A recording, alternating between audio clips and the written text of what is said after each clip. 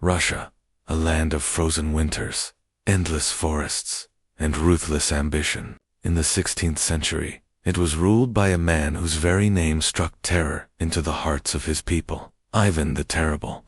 To some, he was a visionary who expanded his empire beyond imagination. To others, he was a monster who drowned his nation in blood, paranoia, and fire.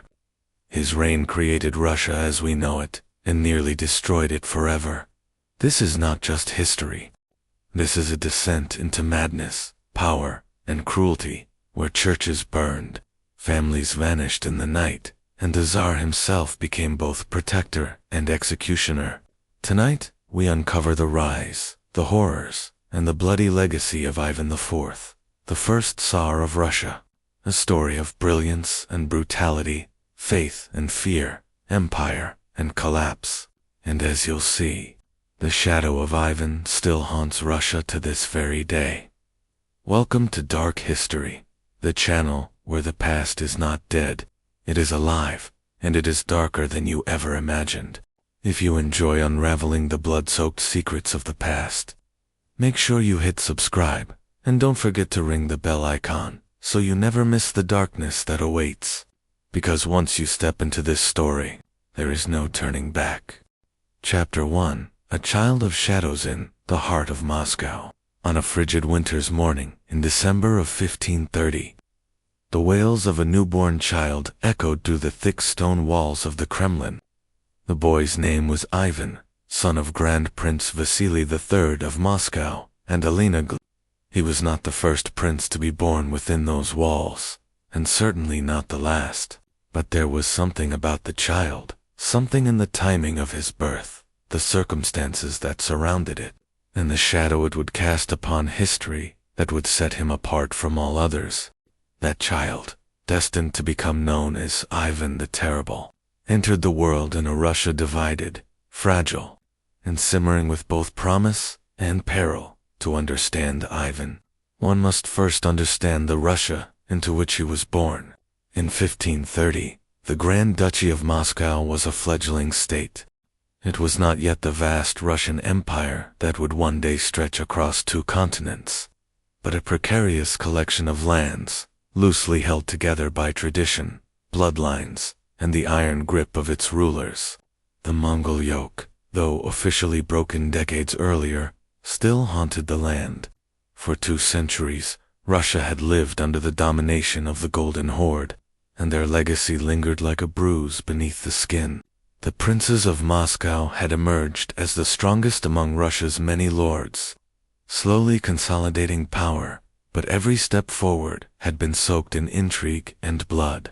Ivan's father, Vasily III, had spent his reign waging endless wars of expansion, swallowing up smaller Russian principalities to tighten Moscow's grasp. Yet Vasily's victories were fragile. His enemies were many, his allies fickle, and his throne vulnerable. Ivan's birth, therefore, was not just a family matter, it was a political event of enormous consequence. Vasily had long been without an heir, and the boy's arrival seemed like a divine blessing. The bells of Moscow's churches rang out in celebration, their voices echoing through the snowbound streets. Priests proclaimed that the infant would secure the dynasty and carry the torch of Moscow's destiny. But destiny is a dangerous word, and Ivan's path would prove as twisted as the icy rivers of his homeland. Ivan's mother, Alina Glinskaya, was a figure both admired and despised. She was young, intelligent, and ambitious, descended from a noble family with foreign ties. To the people of Moscow, she was both exotic and suspicious. Some whispered that she brought strange customs into the Kremlin, that she was too cunning, too bold for a woman. But Alina had no time for gossip. She knew her son's survival was all that mattered. Already, the boy's father was sickly and growing weaker by the day. Vasily III had suffered for years with illness, and though physicians prayed and monks chanted for his recovery, death crept closer with every passing season. By the time Ivan was 3 years old, his father was dead. Vasily's body was laid to rest in the Cathedral of the Archangel, the burial place of Moscow's princes, and his young son was left as heir to the throne. But Ivan was not yet strong enough to rule, not yet wise enough to command armies or bend nobles to his will. At just 3 years old, the crown weighed heavier on his head than the child could bear. Power, in reality, fell to his mother, Alina. She became regent, the guardian of her son's inheritance, and for a brief moment, Moscow seemed poised for stability, but fate was cruel, and enemies gathered like wolves in the forest. Bozhars, the powerful nobles of Russia, resented Elena's control. They despised her Glinskaya family and plotted in shadows to reclaim their influence. Yet Alina was no meek widow. She cracked down on the boyars with ruthless energy, consolidating her grip on power. For a few short years, she held Moscow together. She even implemented reforms, stabilizing the currency and strengthening Moscow's defenses. To some, she was a savior. To others, a usurper. And then, suddenly, in 1538, she was dead. The official story claimed illness. The whispers said poison. Ivan was only 8 years old when he became an orphan. His mother's death left him exposed, vulnerable, and utterly alone. From that moment forward, his childhood transformed into a nightmare. The Bojars seized control of the court, and with it, the young prince's life. They ruled in his name, fought over his inheritance, and used him as a pawn in their endless struggle for dominance. Ivan, though heir to the most powerful throne in Russia, found himself treated not as a sovereign, but as a prisoner in his own palace. The Kremlin, to the child, became a cage of shadows. He grew up surrounded not by warmth and guidance, but by cruelty and neglect. The boyars, eager to humiliate the young Tsar, starved him of food, clothing, and dignity. Servants beat him, guards mocked him. He wandered the cold corridors of the palace, barefoot and ragged, while those sworn to protect him feasted and laughed. The child of destiny was left shivering in silence, but Ivan did not forget. Every blow, every slight, every betrayal burned itself into his memory. In those dark years, the seeds of his future cruelty were planted. He learned to watch, to wait, to endure. Beneath the surface of his childish face, a storm was brewing. He began to retreat into his own imagination, devouring the holy scriptures, studying history, and immersing himself in tales of vengeance and divine justice. To the priests, he appeared devout, perhaps even holy. But inside, Ivan was building something else, a hunger for absolute power, and a hatred of those who had denied him love. There are stories, half legend, half truth, that paint a chilling portrait of the boy's early psyche.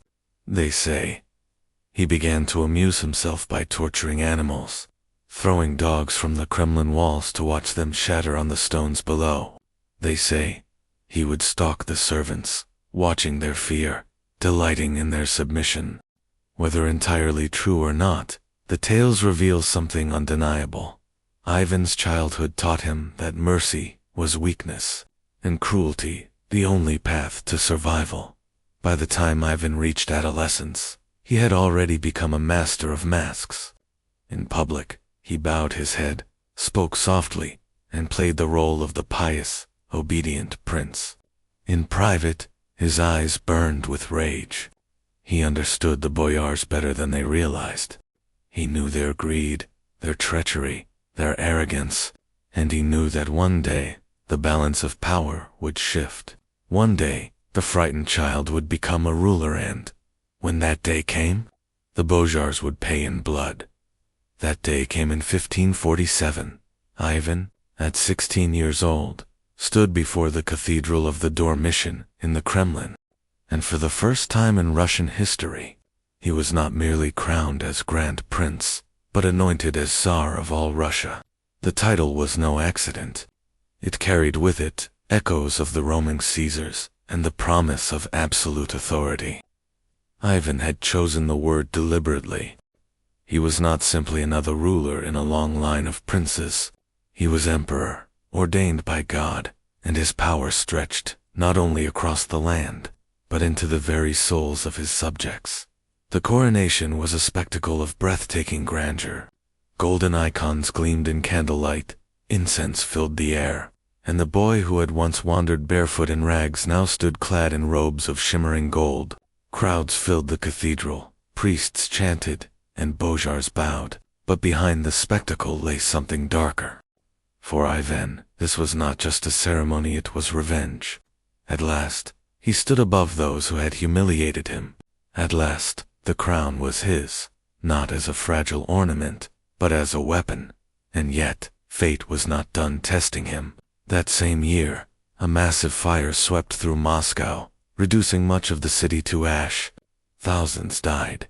Survivors, desperate and enraged, whispered that the fire was no accident, that it was divine punishment for Ivan's sins, or perhaps the work of his enemies. Riots broke out. For a brief moment, it seemed as though Ivan's reign might collapse before it began. But the young Tsar, hardened by years of cruelty, did not break. He saw the fire not as a curse, but as a sign. The world itself, it seemed, would always test him, always seek to destroy him. And if the world was cruel, then he would be crueler still. As the smoke cleared, Ivan looked out over the charred ruins of his city. He was no longer a child, no longer a pawn. He was a ruler forged in shadows, and he would rule with shadows. Mercy, he decided, had no place in Moscow. Only fear could keep order. Only terror could build an empire. The boy who had once trembled in the dark had now become the darkness itself. And though the people of Russia celebrated their new Tsar, though priests hailed him as God's chosen, though boyars bowed their heads in submission, a storm was gathering in the heart of Ivan IV. The child of shadows was now Ivan the Terrible, and his reign of blood was only beginning. Chapter 2: The Young Tsar and the Fire of Moscow. The year was 1547, and the boy who had been beaten, mocked, and abandoned in the echoing halls of the Kremlin was now crowned Tsar of all Russia. Ivan IV, just 16 years old, had taken the crown with trembling hands, his face radiant with a mix of pride and grim determination. The coronation, held in the ancient cathedral of the Dormition, was more than a ceremony. It was a declaration, a rupture with the past. Never before had a Russian ruler dared to claim the title of Tsar, a word that evoked the majesty of the Roman Caesars and the divine authority of the Byzantine emperors. Ivan was no longer simply a prince of Moscow. He was the sole autocrat, chosen by God to rule with absolute power. In that moment, he believed he had cast off the chains of his childhood. Yet power, as he would soon discover, came with its own torments. The city of Moscow, sprawling across the bends of the Moskva River, hummed with anticipation. For centuries, Russians had endured invasions, Mongol domination, and the squabbling of feuding princes. Now, for the first time, it seemed they had a ruler who would unite them under one unbreakable crown. Priests preached that Ivan was the new Constantine, destined to turn Moscow into a third Rome, the eternal heir to the Christian empires that had fallen before. The boyars, those scheming nobles who had tormented him as a child, bowed before him, forced by ritual and circumstance to acknowledge his supremacy. The people cheered in the streets. For a moment, it appeared as though Ivan's reign would be one of hope, prosperity, and divine blessing. But Moscow was a city built of wood, and hope is a fragile thing. That summer, as the fires of coronation incense faded, another fire began, one that would scar Ivan's reign forever. In June of 1547, a devastating blaze swept across the capital. Fed by strong winds, flames devoured entire neighborhoods in hours. Wooden homes exploded like tinderboxes, churches collapsed in showers of sparks, and smoke blotted out the sun. The Kremlin itself, though fortified in stone, seemed powerless against the inferno that roared around it. The air filled with screams as tens of thousands fled the flames, trampling one another in the chaos. When the fire finally subsided, nearly a quarter of Moscow lay in ashes. More than 2,500 people were dead, and tens of thousands were left homeless. For the survivors, grief quickly turned to fury. They whispered that the fire was no accident. Some claimed it was the judgment of God, punishment for Ivan's arrogance in declaring himself Tsar. Others pointed their fingers at Ivan's foreign-born relatives, though hated Glinsky's kin of his late mother. Rumors spread like sparks in dry grass. The Glinskys had set the blaze deliberately, using sorcery to unleash divine wrath. Superstition and rage fused into violence. A mob stormed the Kremlin, demanding vengeance. They sought out the Glinskys, dragging one of Ivan's uncles through the streets before stoning him to death. For the young Tsar, it was a terrifying moment. The same people who had once cheered his coronation now bayed for blood, and their rage threatened to consume even him. Ivan survived, but the lesson was burned into his soul. The loyalty of the people was as fickle as flame. They could lift him to divine heights one moment and cast him into the abyss the next. From that day forward, Ivan never trusted the masses. Love was fragile. Fear was eternal. The fire also marked a turning point in Ivan's personal life. Amidst the ashes of Moscow, he sought stability not in politics, but in marriage. That same year, he wed Anastasia Romanovna Zakharina Yurieva, a noblewoman of quiet grace and devout piety. Unlike the scheming Bojars who surrounded him, Anastasia was gentle, unambitious, and loyal. She offered Ivan what he had never known: tenderness. In her presence, the storm inside him seemed to calm. For the first 13 years of their marriage, she would be his anchor, tempering his rage and guiding him toward moments of mercy. Many historians believe that without her, Ivan's descent into tyranny would have come far sooner. For a time, she was his only shield against the darkness, with Anastasia at his side. Ivan embarked on his first attempts at genuine reform. Perhaps it was her influence, or perhaps it was the fiery devastation of 1547. But Ivan seemed determined to strengthen his rule, not only through fear, but through order. In 1549, he summoned what became known as the Zemsky Sober, or Assembly of the Land.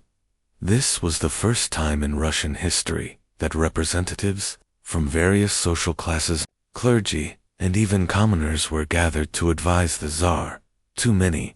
It seemed like a bold step toward a new kind of governance, one that balanced autocracy with counsel. Ivan also reformed the military, creating a standing army known as the Streltsy, armed with firearms and loyal directly to him. He sought to centralize the state, curbing the power of the Bojars, who had so long tormented him. Yet even as Ivan presented himself as a reformer, shadows lingered. He could not forget the humiliation of his childhood, nor the terror of the mob that nearly tore his crown from him. His reforms were not acts of trust, but tools of control. The Zemsky Sober was not a parliament, it was a stage where he could display his authority while keeping potential rivals close. The Streltsy were not simply soldiers, they were his instrument of terror, a reminder to the boyars that the Tsar held the power of life and death. Every step Ivan took toward centralization was also a step toward autocracy. The reforms were not seeds of democracy, but bricks in the foundation of tyranny.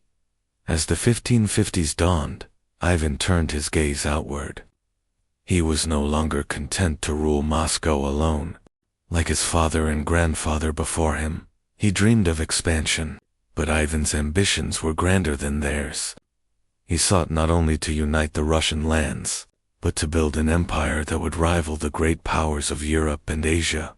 His first targets were the remnants of the once mighty Tatar Khanates, successor states of the Mongol Empire that had once enslaved Russia. For centuries, Russians had lived under the shadow of Mongol domination. Now, Ivan hungered for revenge. In 1552, Ivan launched his campaign against Kazan, the capital of a Tatar Khanate on the Volga River. The campaign was brutal and unforgiving. Ivan personally led his armies, commanding tens of thousands of troops. The siege of Kazan lasted weeks, with Russian forces employing innovative tactics, including massive artillery bombardments that shattered the city's defenses. When Kazan finally fell, the slaughter was merciless. The streets ran red with blood as Ivan's soldiers massacred the population. Churches were erected on the ruins of mosques, and the conquest was celebrated as a holy victory, a triumph of orthodoxy over Islam, of Russia over the Mongol legacy. For Ivan, it was more than a military success. It was a vindication, a personal revenge against the ghosts of his people's subjugation. But victory fed his hunger. 2 years later, he turned his armies against another Tatar stronghold at the mouth of the Volga. By 1556, Astrakhan too had fallen, and with it, Ivan secured control of the entire Volga River. The conquest opened trade routes to the Caspian Sea and beyond, bringing new wealth and power to Moscow.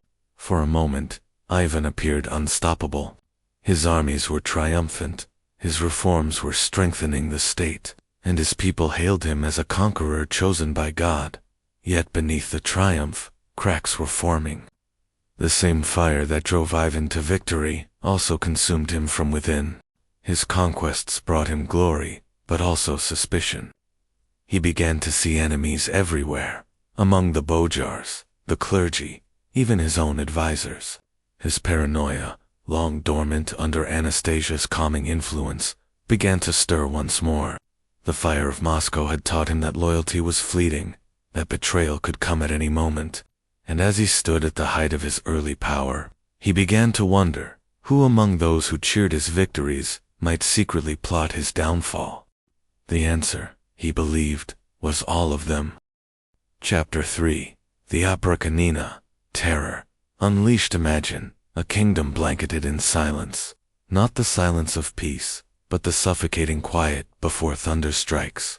Whispers vanish into the night, footsteps echo too loudly in empty streets, and families bolt their doors, praying that tonight, the black-clad riders do not come for them. This was Russia under the Opera Canina, born from Ivan's paranoia, cemented in cruelty, and remembered as one of the darkest chapters of medieval Europe. By the mid-1560s, Ivan was no longer the promising young ruler who once dreamed of reform and justice. The pressures of war, betrayal within the boyar elite, and his own growing instability fueled a storm of vengeance. He became convinced that Russia's nobility, the boyars, were plotting to strip him of his throne, just as they had tried to manipulate him in his youth. And so, Ivan devised something new, something terrifying, something the world had never seen before.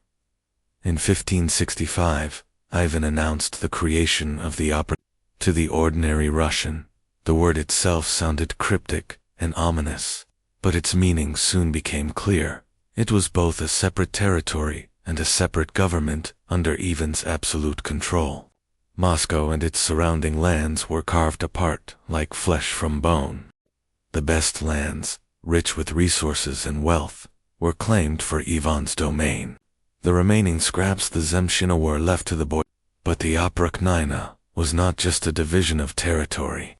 It was the forging of an empire within an empire, ruled solely by Ivan's will. To enforce this new regime, Ivan summoned a new breed of servant, the Opera, dressed in black robes that made them resemble monks of death.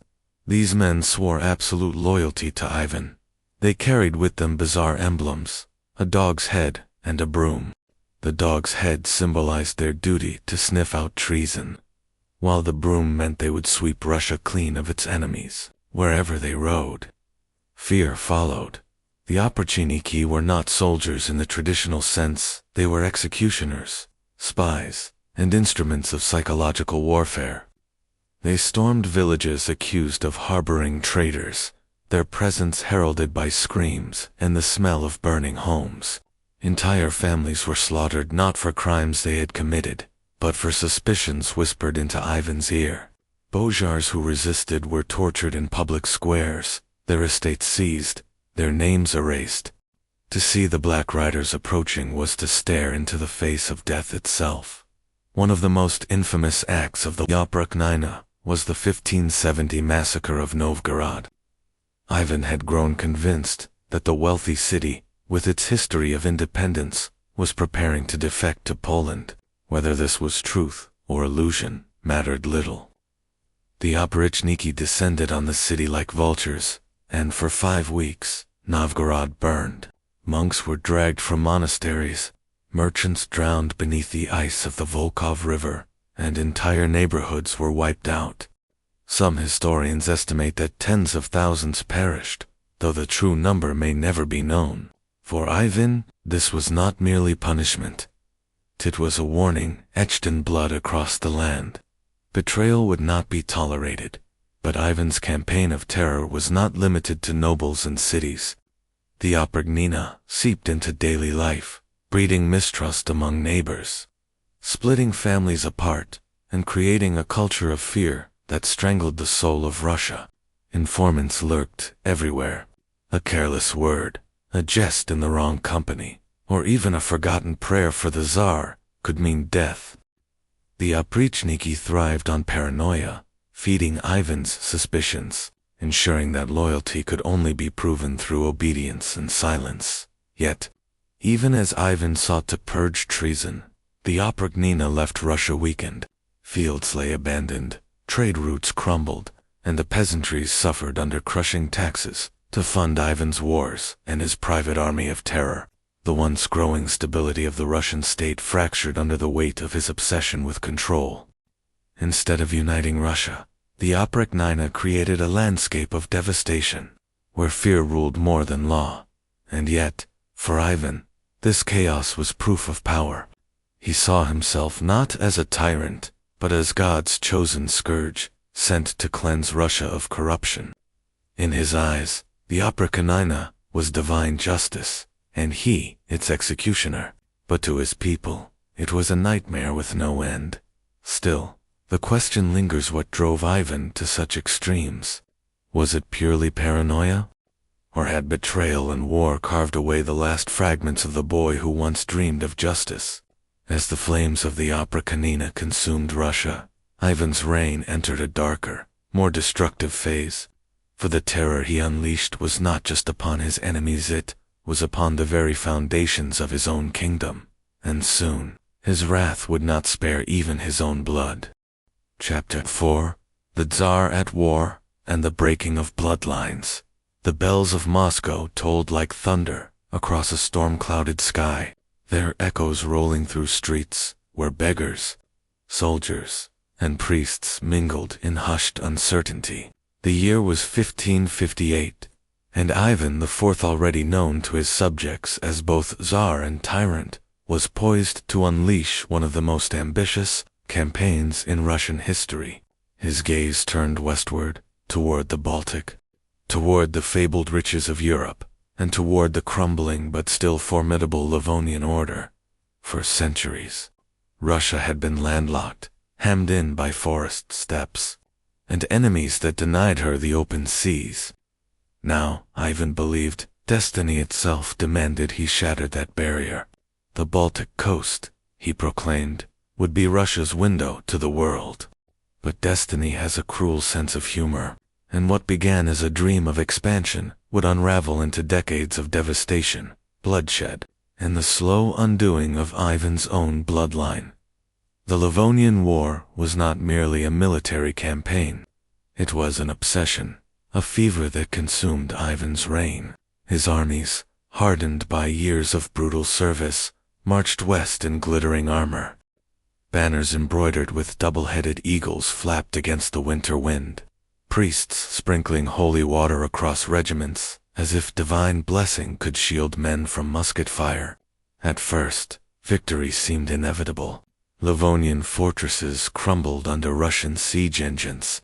Towns fell. The Tsar's banners were planted in places once thought unreachable.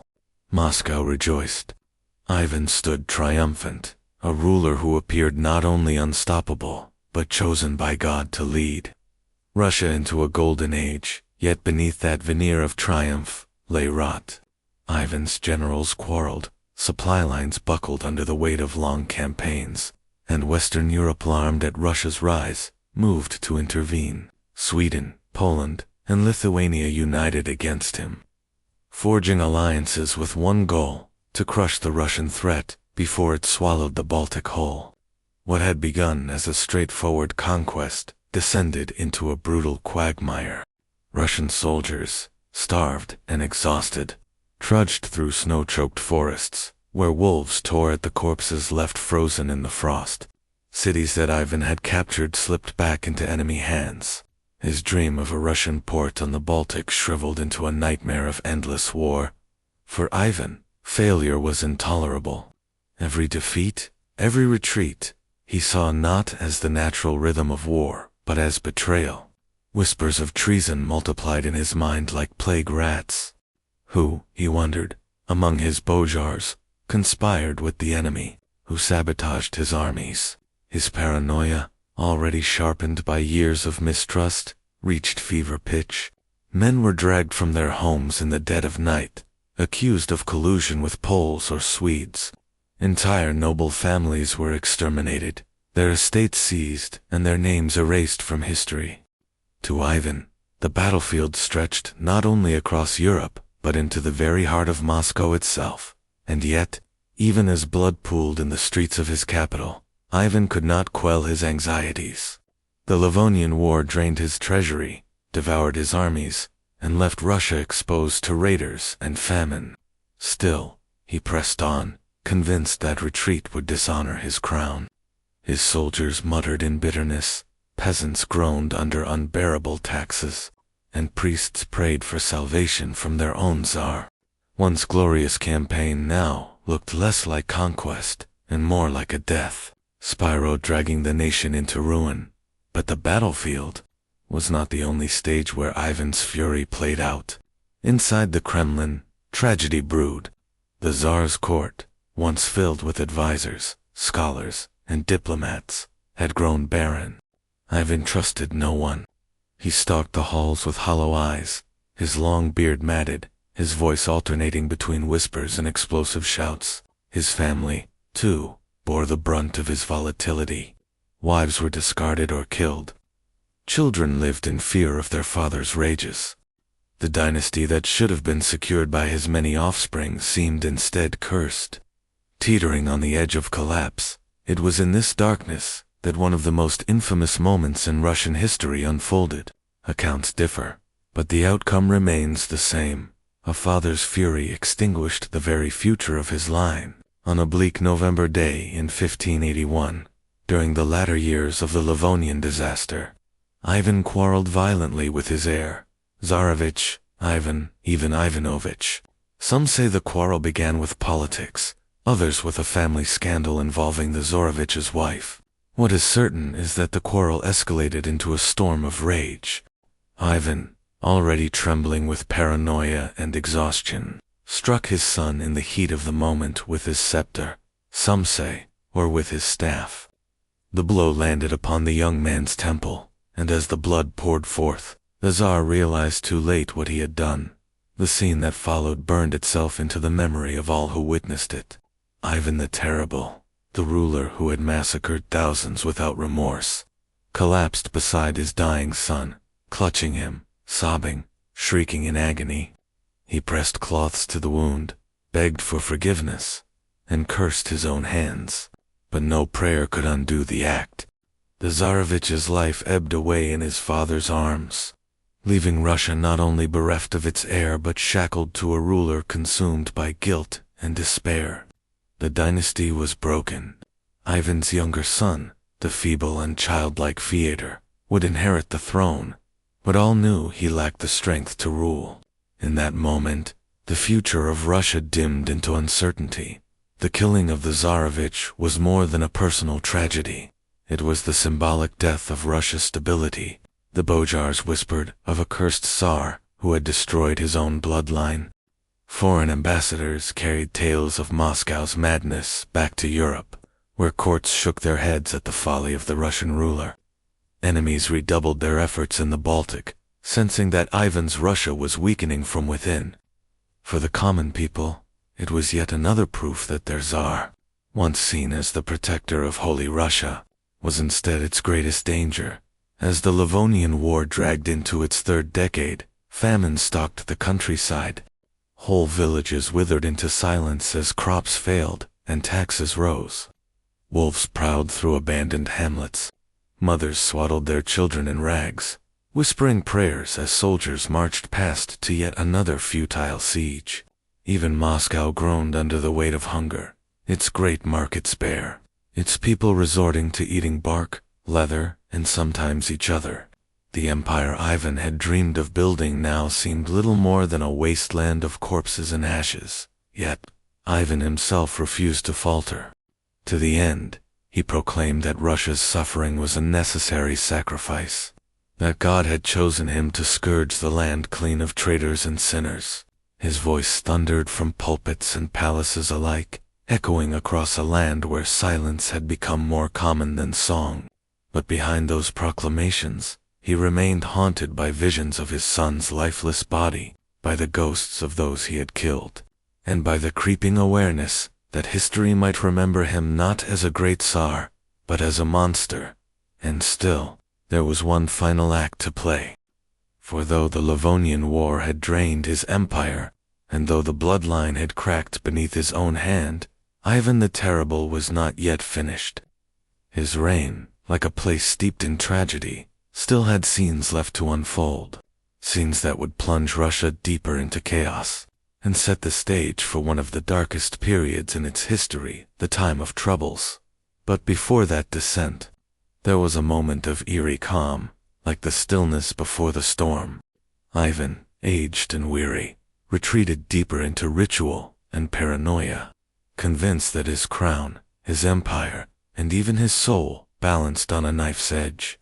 The Tsar had killed his heir, squandered his armies, and broken his people, yet he remained enthroned, defiant, and dangerous. The shadow he cast across Russia would not fade quickly, nor would the scars of his rule heal easily. For as the bells of Moscow tolled again, their echoes seemed less like the sound of empire and more like the knell of death itself. And beneath their mournful peals, one question lingered like a curse. If the Tsar could destroy his own son, what hope remained for Russia's future? Chapter 5. The Oprichnina. A rain of shadows. The winter fog hung heavy over Moscow, swallowing streets, muffling footsteps, and smothering the city in a silence more terrifying than any battle cry. This was not the silence of peace, it was the silence of fear. Behind shuttered windows, families whispered prayers, terrified that the sound of hooves or the pounding of fists would break the fragile calm. For in this era, no one was safe, not noble, not peasant, not priest. Ivan IV had created something entirely new, something that would stain Russian history forever. It was called the Oprichnina, and it was less a government than a nightmare made flesh. The Oprichnina began in 1565, when Ivan, disillusioned with his Bozhars and paranoid of betrayal, announced that he could no longer rule Russia as it was. In a theatrical gesture, he left Moscow altogether, retreating to his estate in Alexandrovskaya. There, he wrote letters dripping with venom, accusing the nobility of treachery, corruption, and collusion with foreign powers. The people, panicked at the idea of a throne left empty, begged him to return. Ivan agreed, but on one condition. He demanded absolute, unchecked authority to purge his enemies as he saw fit. The Bozhars had no choice. Out of fear for their lives and their estates, they surrendered. Thus was born the Oprichnina, a realm within a realm. Russia was divided into two, the Zemshina, governed by traditional structures, and the Oprichnina, Ivan's personal dominion, carved out of the richest lands, the greatest cities, and the most strategic fortresses. To guard it, Ivan gathered a new order of Mentha Oprishnikia's personal army of executioners, spies, and fanatics. The Oprichniki rode black horses draped in black saddles, their uniforms somber and menacing. From their saddles dangled severed dogs' heads and brooms, grotesque symbols of their mission, to sniff out treachery like hounds, and to sweep Russia clean of traitors. Wherever they appeared, terror followed. They were not bound by law, nor by custom, only by Ivan's will. They could confiscate land, execute without trial, torture without limit. And they did so with zeal. The streets of Moscow became rivers of suspicion. Neighbors denounced neighbors, hoping to escape suspicion themselves. Priests were dragged from pulpits, accused of plotting with enemies. Bojars, who had once strutted proudly through gilded halls, now cowered in cellars, praying the Tsar's gaze would not fall upon them. Entire noble families vanished overnight, their estates seized and their names erased from records. Ivan's paranoia had found its perfect weapon, and the oprichniki wielded it mercilessly. But Ivan did not merely purge, he performed. The executions were theater, staged for maximum dread. Victims were paraded through streets before being tortured and butchered, their screams echoing like warnings to anyone who might resist. Some were boiled alive. Others were roasted over open flames. Still others were sewn into sacks with wild animals and drowned in icy rivers. The cruelty was not random, it was deliberate, calculated to instill submission. At the heart of it all sat Ivan, a ruler who seemed to feed on fear. He would pray in candlelit chapels, his face streaked with tears, then emerge hours later to order the deaths of hundreds. His faith and his violence were inseparable, as if he believed that each act of cruelty was not only justified, but sanctified. He cast himself as God's scourge, punishing a sinful nation, even as his actions plunged that nation into horror. One of the most infamous acts of the oprichnina occurred in Novgorod. Suspicion had grown in Ivan's mind that the proud, wealthy city was plotting treason, conspiring to defect to Lithuania. Whether there was truth in this accusation hardly mattered. In 1570, Ivan led his oprichniki to Novgorod in a march of dread. For 5 weeks, the city was subjected to a massacre unlike anything Russia had seen before. The oprichniki stormed churches, tearing priests from altars. They drove families into the freezing Volkhov River, smashing holes in the ice and watching as thousands drowned beneath. Others were tortured in the streets, beaten, burned, dismembered. The cries of children mixed with the crackle of flames as entire neighborhoods went up in smoke. Estimates suggest that tens of thousands were slaughtered. When Ivan finally departed, Novgorod was a husk of its former self. Its population shattered, its wealth pillaged. The massacre of Novgorod was more than a purge, it was a message.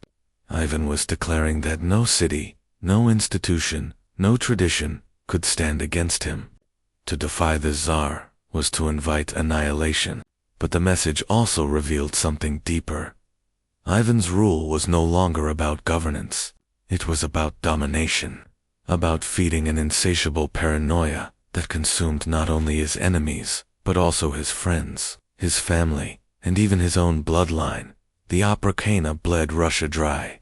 Lands confiscated from nobles lay fallow, abandoned by peasants who fled or starved. Trade dwindled, for who would bring goods to a land where death lurked in every corner? Armies, once proud and disciplined, dissolved into chaos. Their ranks weakened by endless purges and the drain of resources. The Livonian War raged on, yet Ivan devoted more energy to hunting imagined traitors than to securing real victories. The empire cracked under the weight of internal terror, and yet Ivan seemed blind to the destruction. To him, the oprichnina was proof of his divine mission.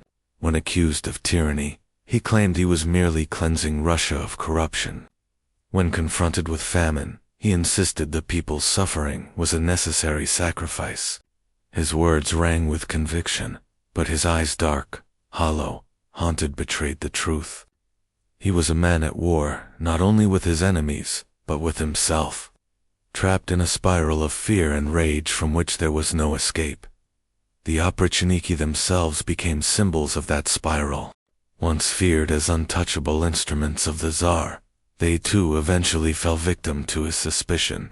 Ivan accused them of corruption, betrayal, weakness.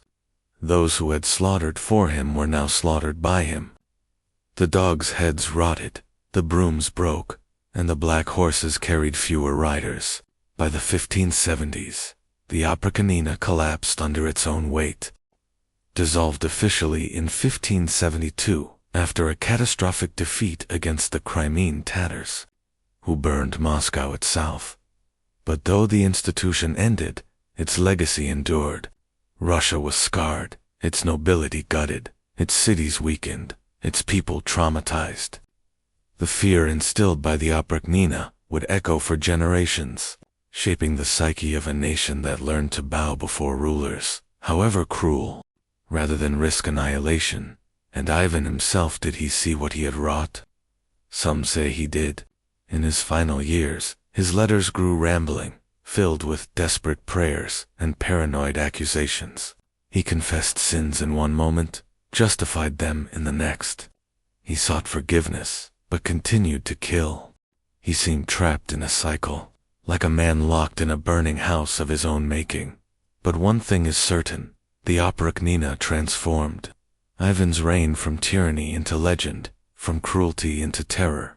It was no longer enough to call him Ivan IV.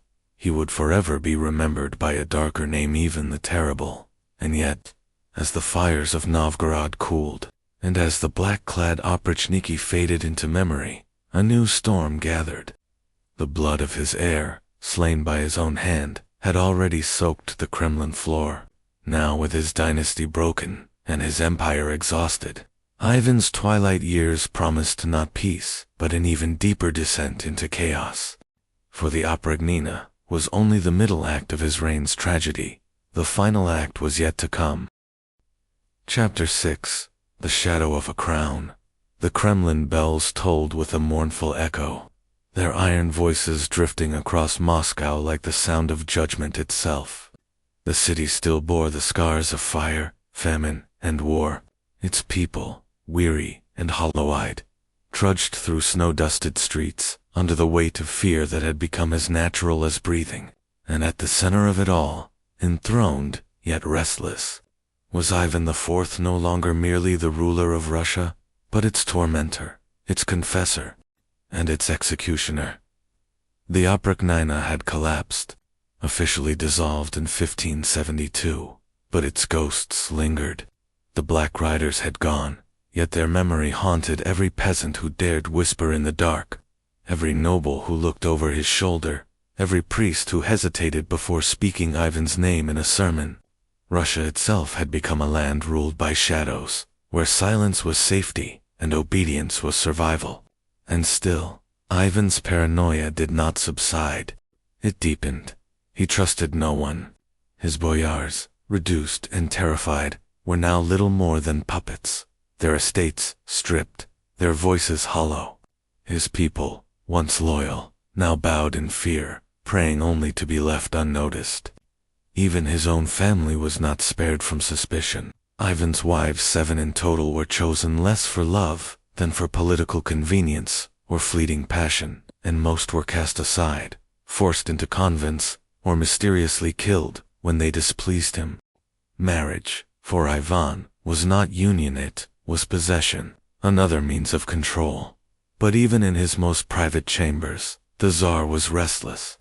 He stalked the halls of the Kremlin at night, whispering prayers, muttering curses, weeping in fits of repentance, before exploding into rages that shook the very walls. Servants trembled at the sound of his footsteps.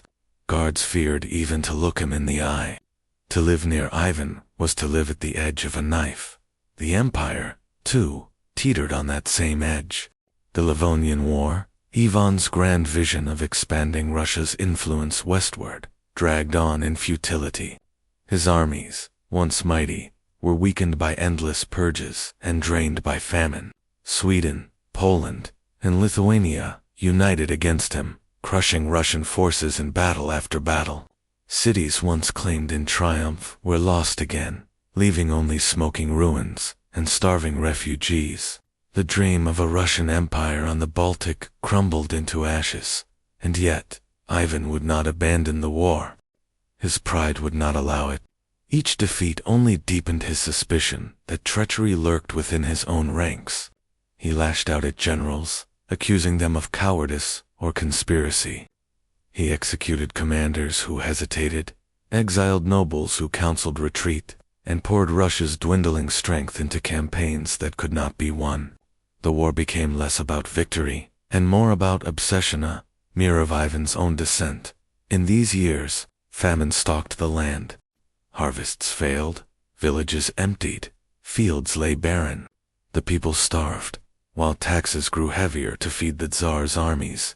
Corpses lined the roadsides. Mothers abandoned children. Bands of desperate peasants turned to robbery, only to be hunted down as criminals. Russia itself seemed to wither under Ivan's hand. And yet, in the Kremlin, the feasts continued. Grotesque displays of abundance as nobles and courtiers gorged themselves in gilded halls, while the cries of the hungry echoed beyond the walls. Ivan, however, was not blind to the suffering. He simply interpreted it differently. To him, the famine, the defeats, the chaos, were not signs of his failure, but signs of divine punishment. He convinced himself that God had chosen him as scourge and redeemer both, that his cruelty was not tyranny, but necessary cleansing, that his failures were not mistakes, but tests. This duality consumed him. In one moment, he was a broken penitent, begging for forgiveness with tears streaming down his face. In the next, he was a wrathful monarch, demanding death in the name of justice. It was in this fragile, volatile state that Ivan committed the most infamous act of his reign, the murder of his own son and heir. The story has been told and retold, each version more horrific than the last, but at its heart lies the chilling truth. Ivan, in a fit of rage, struck his son with a staff, dealing a fatal blow. The quarrel began over a dispute with Tsarevich, Ivan's pregnant wife, whom the elder Tsar had beaten so severely that she miscarried. When the son confronted his father, shouting in fury and desperation, Ivan's anger boiled over. The blow fell, blood spilled, and the future of Russia bled out on the Kremlin floor. The scene, recorded by witnesses, was one of madness and despair. Ivan, realizing what he had done, collapsed beside his dying son, weeping, begging for forgiveness, clutching the lifeless body as if his tears could bring it back to life. But the damage was irreparable. With that single act, Ivan destroyed not only his heir, but also his dynasty's future. The image of the Tsar, cradling his slain son, became immortalized. Centuries later, in Ilya Repin's painting, a haunting vision of a man who, in trying to control everything, lost the one thing he could not live without. Russia reeled. The Tsarevich had been seen as strong, capable, a leader who might one day stabilize the empire. With him gone, only the weak, sickly Fyodor remained, a man unfit to rule, a shadow of a successor. The dynasty's line was broken, its future uncertain. Whispers spread through Moscow. If Ivan could kill his own blood, who was safe? If the Tsar could destroy his own heir, what would he do to the rest of Russia? And yet, Ivan continued to reign, haunted by what he had done. His nights grew darker, his prayers more desperate, his rages more violent. He saw enemies everywhere, behind every wall, beneath every cross, even in his own reflection. He turned increasingly to sorcerers, astrologers, and holy men, seeking answers, searching for signs, begging for visions that might explain his torment. None could soothe him. None could save him. The empire, like its ruler, staggered under the weight of fear and exhaustion. Nobles schemed quietly, foreign powers circled like wolves, and the common people endured famine, taxation, and despair. The shadow of Ivan's crown stretched long across Russia, blotting out hope, suffocating dreams, replacing them with silence, submission, and sorrow. And yet, even as Ivan's grip tightened, cracks began to form. His reign, though absolute, could not last forever. His enemies abroad were emboldened. His court grew restless. His health began to fail. The Tsar, who had once marched at the head of armies, now limped through palace halls, racked by pain, his body breaking under the same weight that crushed his mind. But Ivan was not finished, not yet. In his twilight, he would lash out one final time, seeking to secure his legacy, to cement his power, to control the future of Russia, even as death approached. It would be a final act of desperation, filled with schemes, betrayals, and horrors that would echo long after his body was laid to rest. The shadow of the crown was long, but the darkness was not yet complete, for the terrible Tsar still had one last chapter to write in blood. Chapter 7. The Tyrant's Last War. The winter winds howled through Moscow like the voices of the dead, rattling shutters and sweeping through the empty courtyards of the Kremlin. Inside those red-bricked walls, Ivan IV, the once vigorous Tsar, who had commanded armies, destroyed cities, and crushed nations, was growing frail. His long black beard was streaked with gray, his hands trembled as he grasped his staff, and his body, worn down by years of war, excess, and madness, betrayed him. Yet his eyes, those fierce, piercing eyes, still burned with the fire of suspicion and rage. By the late 1570s, Russia was a land bled dry.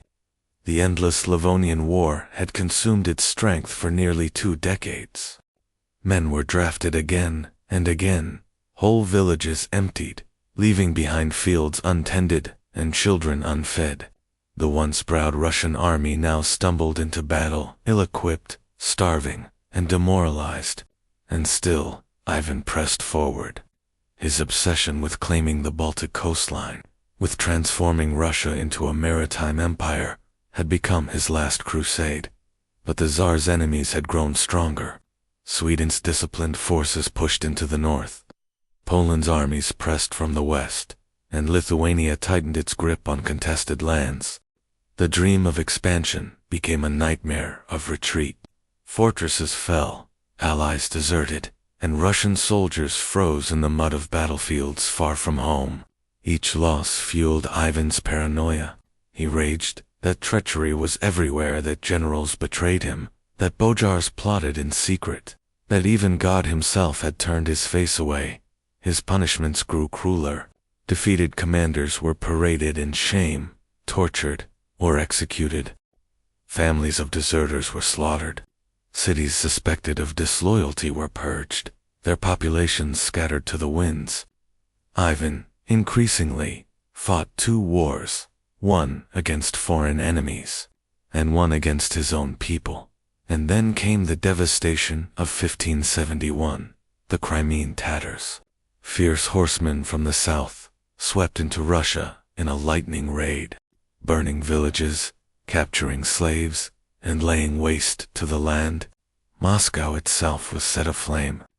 The Kremlin barely stood, while the city around it became an inferno. Tens of thousands perished in the firestorm, for a brief, terrible moment. It seemed as though Ivan's entire reign would end in smoke and ash. But Ivan survived, and he struck back with fury. In 1572, at the Battle of Molody, Russian forces dealt a crushing blow to the Tatars, saving Moscow from permanent ruin. The victory was hailed as miraculous, but for Ivan, it was not enough. He could not erase the humiliation of seeing his capital burn. He could not forgive the boyars who had failed to protect it. His vengeance only deepened, and his distrust grew boundless. Even within his own court, whispers of fear filled the halls. His counselors watched in terror as Ivan shifted between weeping confessions and explosive rages. Priests who heard his confessions described a man tormented by visions of hell, convinced that demons circled him, whispering in his ear. Some nights he prayed for hours, prostrate before holy icons, begging for forgiveness.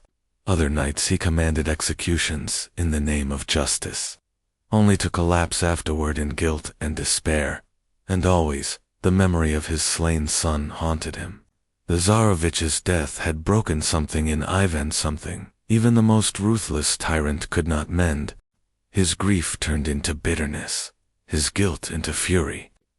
He lashed out at those around him, punishing the living for the crime of reminding him of the dead. His younger son Fieda was a fragile, sickly man, gentle, but weak, incapable of leading an empire. Ivan knew it, and it terrified him. The dynasty he had fought so hard to secure now hung by a thread. Desperate, Ivan began searching for ways to control the future.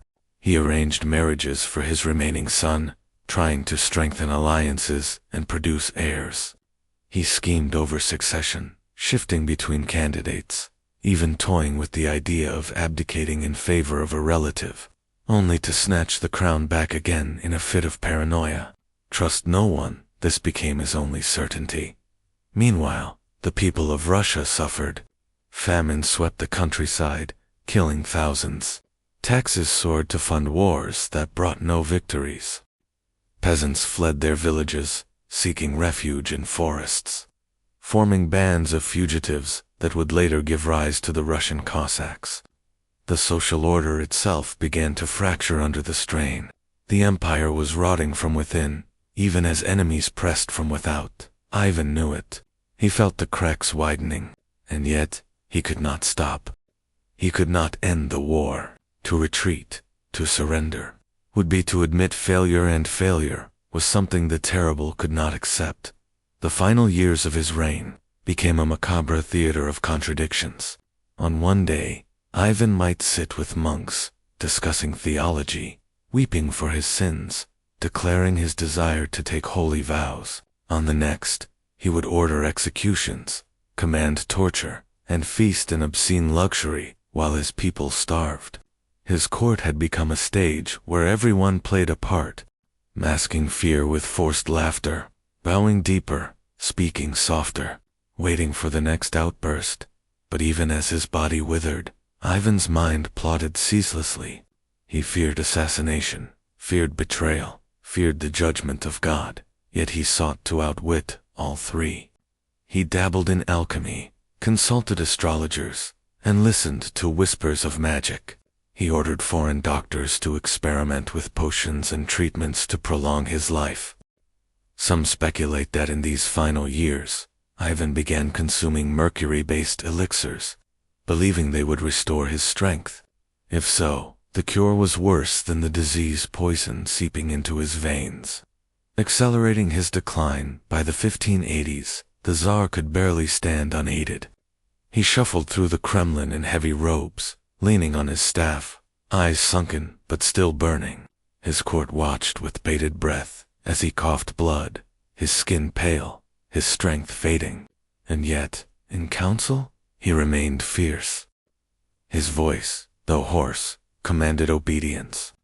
His willpower alone kept the machinery of terror grinding forward. And then, in March of 1584, the inevitable came. On the evening of March 18th, Ivan prepared for a game of chess. It was an ordinary act, one of the few pastimes he still allowed himself. He dressed in rich robes, adorned with jewels, as though even in weakness he wished to remind the world of his majesty. He took his place at the board, his courtiers watching, nervous, silent. But as the game began, Ivan collapsed. Witnesses described him falling back suddenly, gasping for air, his face contorted in agony. Some claimed he cried out, others that he fell wordless. Physicians rushed to his side, but it was too late. Within moments, Ivan the Terrible, the scourge of Russia, the first Tsar, the man who had ruled through terror and fire, was dead. The Kremlin plunged into silence. For a moment, no one moved. The tyrant who had dominated every breath of Russia for nearly 50 years was gone. And yet, even in death, fear lingered. Some courtiers dared not even touch the body, as though expecting him to rise again in wrath. Only slowly did realization spread. The reign of Ivan IV was over. But what had he left behind? Russia stood weakened, ravaged by war, crippled by famine, and broken by mistrust.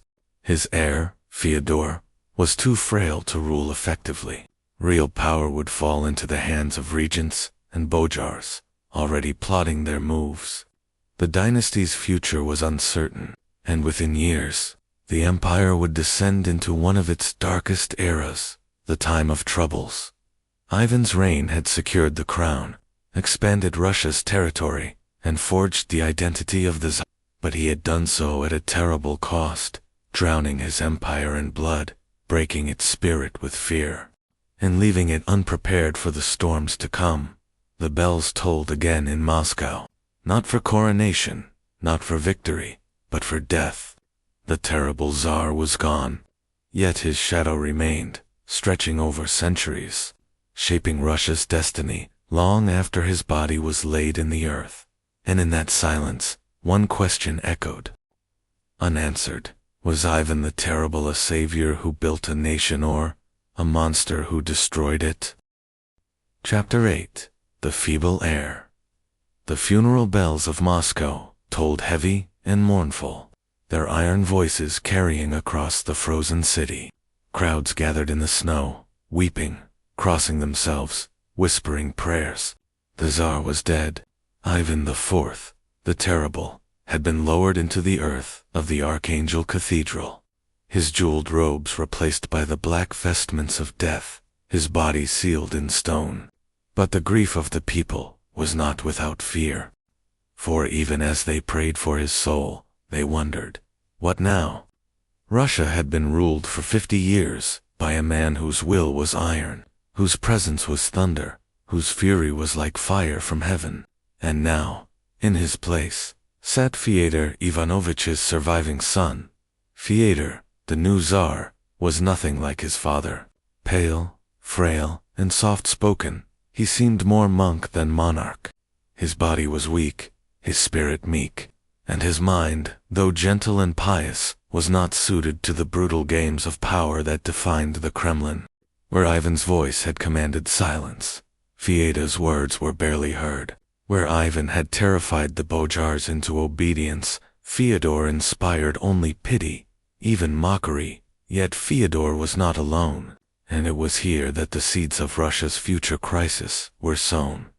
By his side stood Boris Godunov, brother of Fyodor's wife, a man of keen intelligence, careful ambition, and iron patience. Godunov understood what Fyodor could not, that Russia was a kingdom without a true ruler, a beast too vast to be tamed by weak hands. And so, though Fyodor wore the crown, it was Boris who guided the realm. He whispered in the Tsar's ear, he signed decrees in his name, he managed the armies, the court, and the treasury.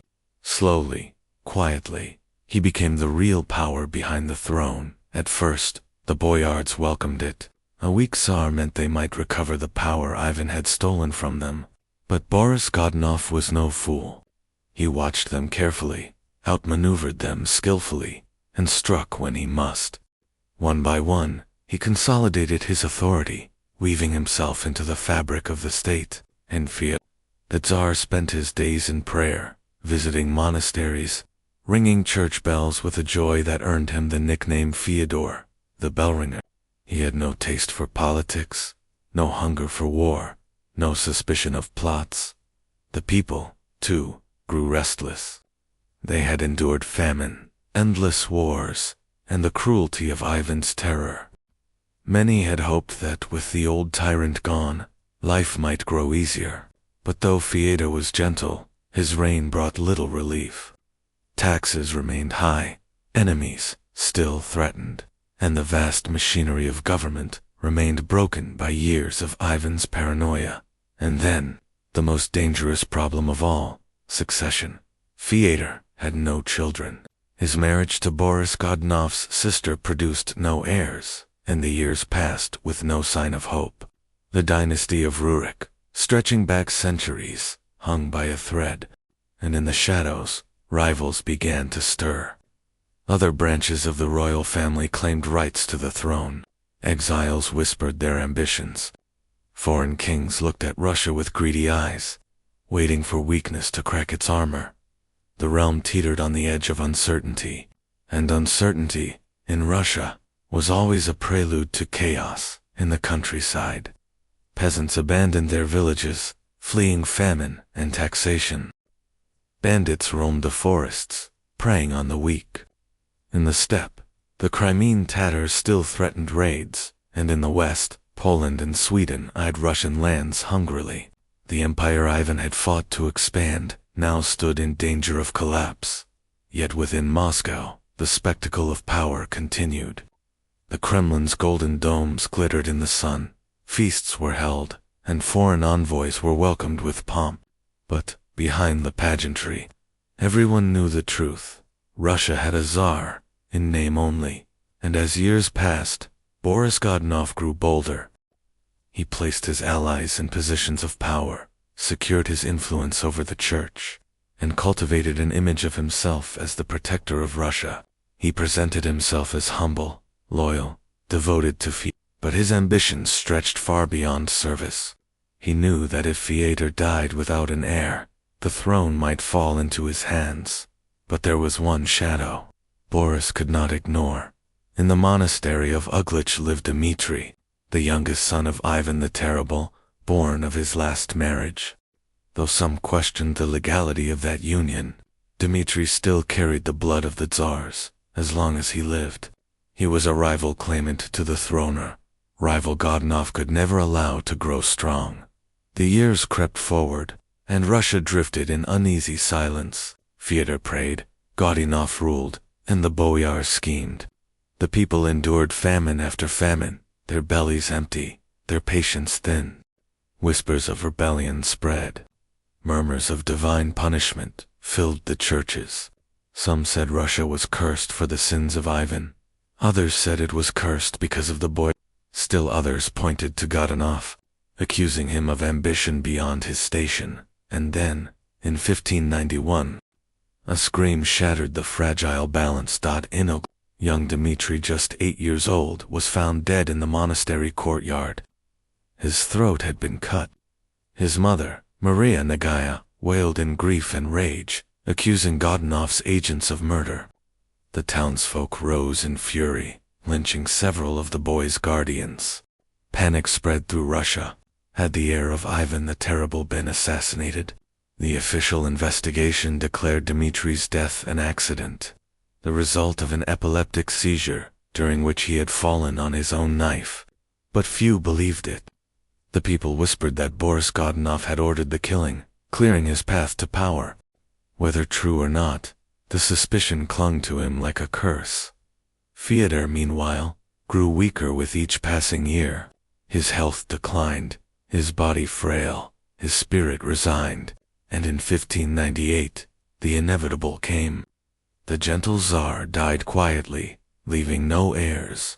With his passing, the line of Rurik, the dynasty that had ruled Russia for more than 7 centuries, was extinguished.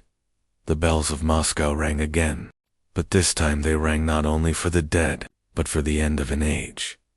The throne stood empty, and into that void stepped Boris Godunov, the man who had ruled from the shadows, now ready to seize the crown. But though he claimed it, though he was crowned with all the rituals of the church, his reign would be haunted by suspicion, rebellion, and ghosts of the boy he was accused of murdering, and of the terrible Tsar who had left Russia broken and bleeding. The people murmured of omens, of strange lights in the sky, of famine as divine punishment. They spoke of Dmitri not as dead, but as hidden, waiting to return. And in those whispers, a storm began to gather, storm that would plunge Russia into one of the darkest periods of its history, the time of troubles. And so the question hung heavy in the air, with the terrible gone, and his fragile heir buried, who would claim the destiny of Russia. Chapter 9. The false Dmitri rises. The air in Moscow was heavy with unease. A dynasty had ended. The bells of the Kremlin tolled, not just for the death of Fyodor Ivanovich, but for the death of a line stretching back to the time when Norse princes had first carved a kingdom from the forests of the Rus. The Rurikids were gone, and with them went the last fragile thread of legitimacy that bound Russia together. On the throne now sat Boris Godunov, man both powerful and deeply mistrusted. Crowned Tsar in 1598, He was no descendant of Ivan the Terrible, no heir by blood, but a bojar who had climbed the ladder of ambition through cunning and careful manipulation. The church anointed him, the nobles bowed to him, but in the hearts of the people, doubts festered. For Russia was a land where legitimacy mattered more than strength, where the right to rule was not forged merely by swords or seals, but by lineage. And Boris had no lineage. Worse, he carried the shadow of the murdered child Dmitri, whose blood still stained the soil of Uglich. The people had not forgotten, and many whispered that the boy had not died at all, that he had been hidden away, protected, waiting for the day he would return. It was a whisper that would soon become a storm. At first, Boris Godunov ruled with skill. He sought to strengthen the country, to ease the suffering of the peasants, to bring stability after decades of Ivan's terror. He built schools, encouraged trade, even reached out to foreign powers with diplomacy rather than war. For a moment, it seemed as though Russia might step into a new age of peace. But fate was cruel. In 1601, a terrible famine struck the land. For 3 long years, the skies withheld their blessings. Rains destroyed the harvests, rivers flooded, then froze, and entire villages starved. Corpses lined the roads, fields lay empty, and the people began to murmur that God himself had cursed Boris for his sins. And in the midst of famine, rebellion bloomed. Bandits roamed the forests, claiming to fight for the hungry. The bojars, long resentful of Boris's rise, began to plot against him. The people whispered again of Dmitri, the rightful heir, and then, as if summoned by their whispers, a figure appeared in the Polish-Lithuanian Commonwealth. Beyond Russia's western border, a man rose, claiming to be none other than Dmitri Ivanovich, the youngest son of Ivan the Terrible, the boy thought murdered in Uglich. He was tall, confident, and carried himself with the bearing of royalty. He told the story of his miraculous escape, how assassins had come for him, but loyal servants had spirited him away, raising him in secret until he was ready to reclaim his throne. This man, known to history as the false Dmitri, became a living symbol of hope and defiance. Many believed him. Others, more skeptical, whispered that he was, in truth, a runaway monk named Gregory Ott. But whether true or false, his claims struck at the heart of Boris Godunov's rule. The people did not care if he was impostor or prince. They cared only that he bore the name Dmitri and with it the legitimacy Boris lacked. Poland and its nobles, always eager to weaken Russia, saw an opportunity. They backed the pretender with money, soldiers, and promises of more. Soon, the false Dmitri had gathered an army of exiles, mercenaries, and adventurers, marching eastward under the banner of the lost heir. And in Russia, famine-weary peasants rose to his call. Bojars disloyal to Boris declared their allegiance. Entire towns defected to his cause, opening their gates and shouting his name. The legend of Dmitri spread like wildfire. To many, it was not merely a rebellion, it was the return of justice, the restoration of the true line of Ivan the Terrible. Boris Godunov struck back. His armies clashed with the pretender's forces. His spies whispered treachery into noble courts. His decrees denounced the false Dmitri as a fraud. But even as his enemies multiplied, Boris's strength faltered. In 1605, as the conflict reached its height, Boris Godunov died suddenly, some say of illness. Others whisper of poison, still others of divine punishment. His son, a boy of 16, inherited the throne, but the Bojars had no loyalty to a child. Within weeks, they abandoned him, defecting en masse to the side of the pretender. The boy was strangled in the Kremlin, his mother murdered, his family wiped from existence. The Godunov dynasty, so brief, ended in blood, and the gates of Moscow swung open. The false Dmitri entered the Kremlin in triumph, crowned as Tsar. For the first time in Russian history, a man of doubtful blood, an outsider, an impostor if impostor, he was sat upon the throne of the Tsars. The people cheered. The bells rang, and it seemed as though the prophecy of return had been fulfilled.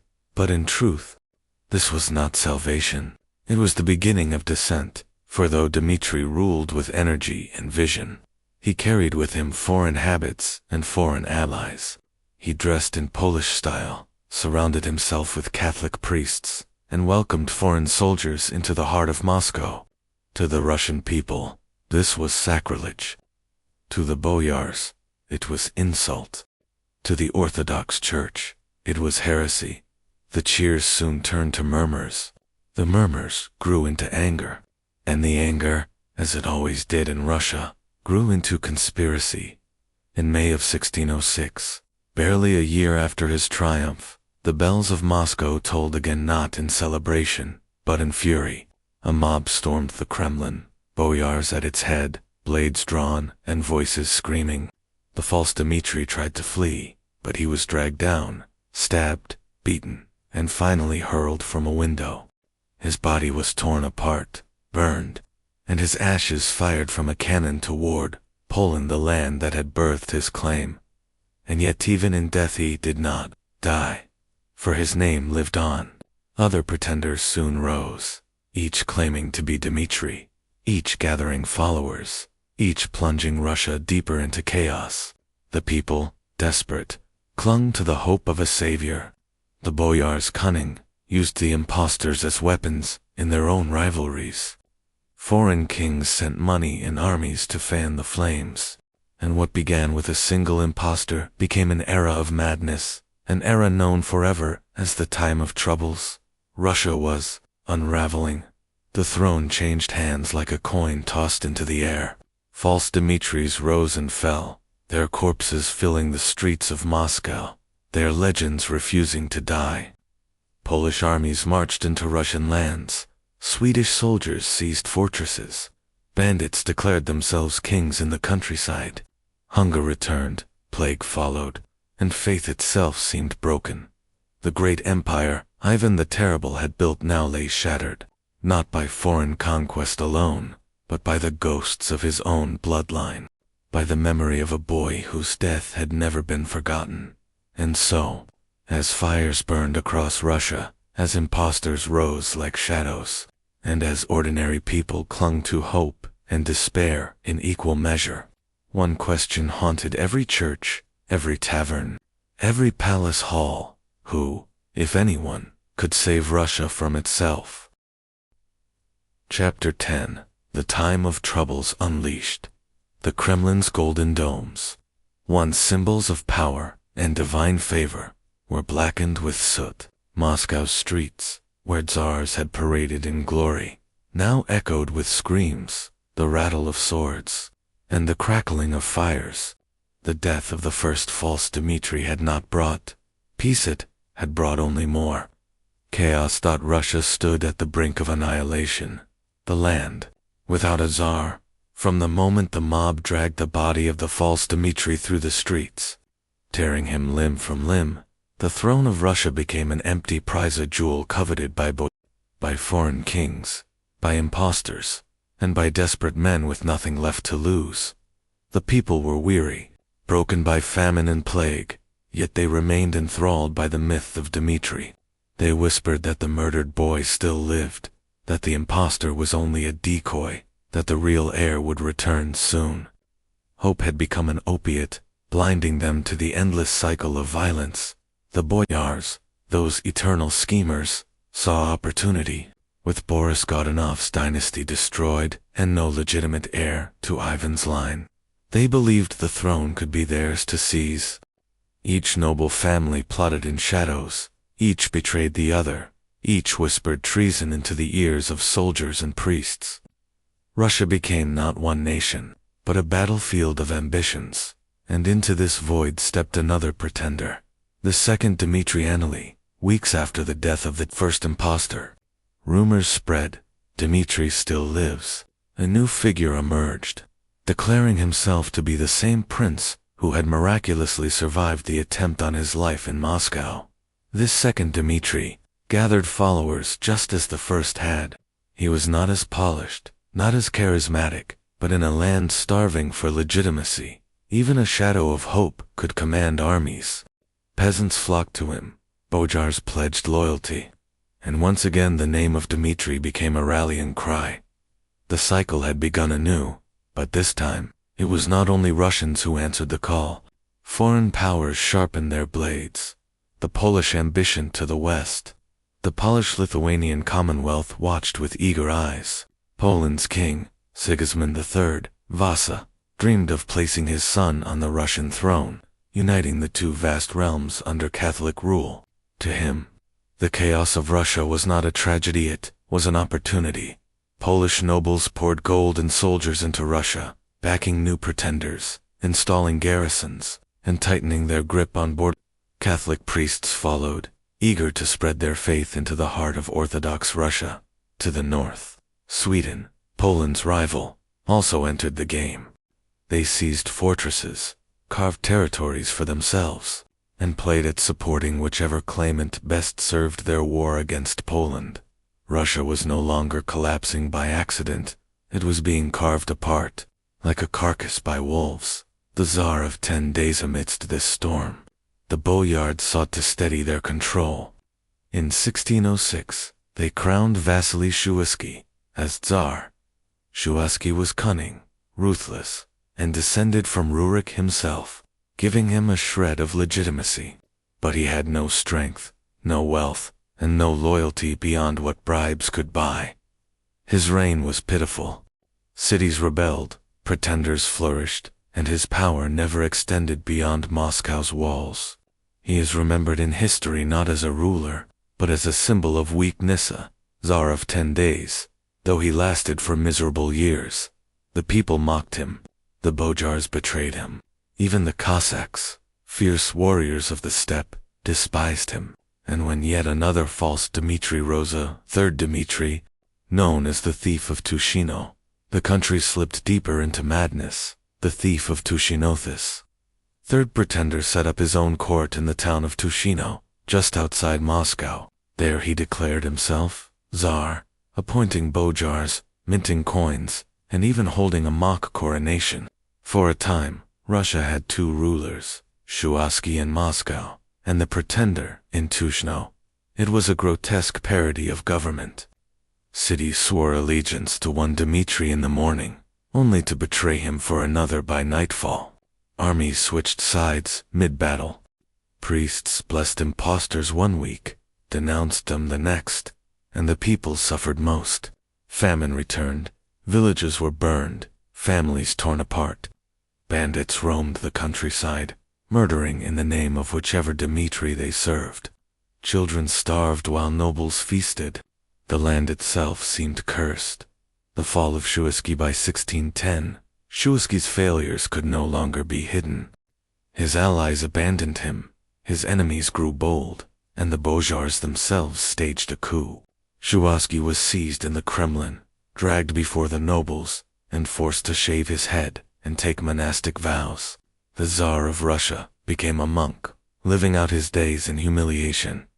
But his fall did not bring order, it only widened the void.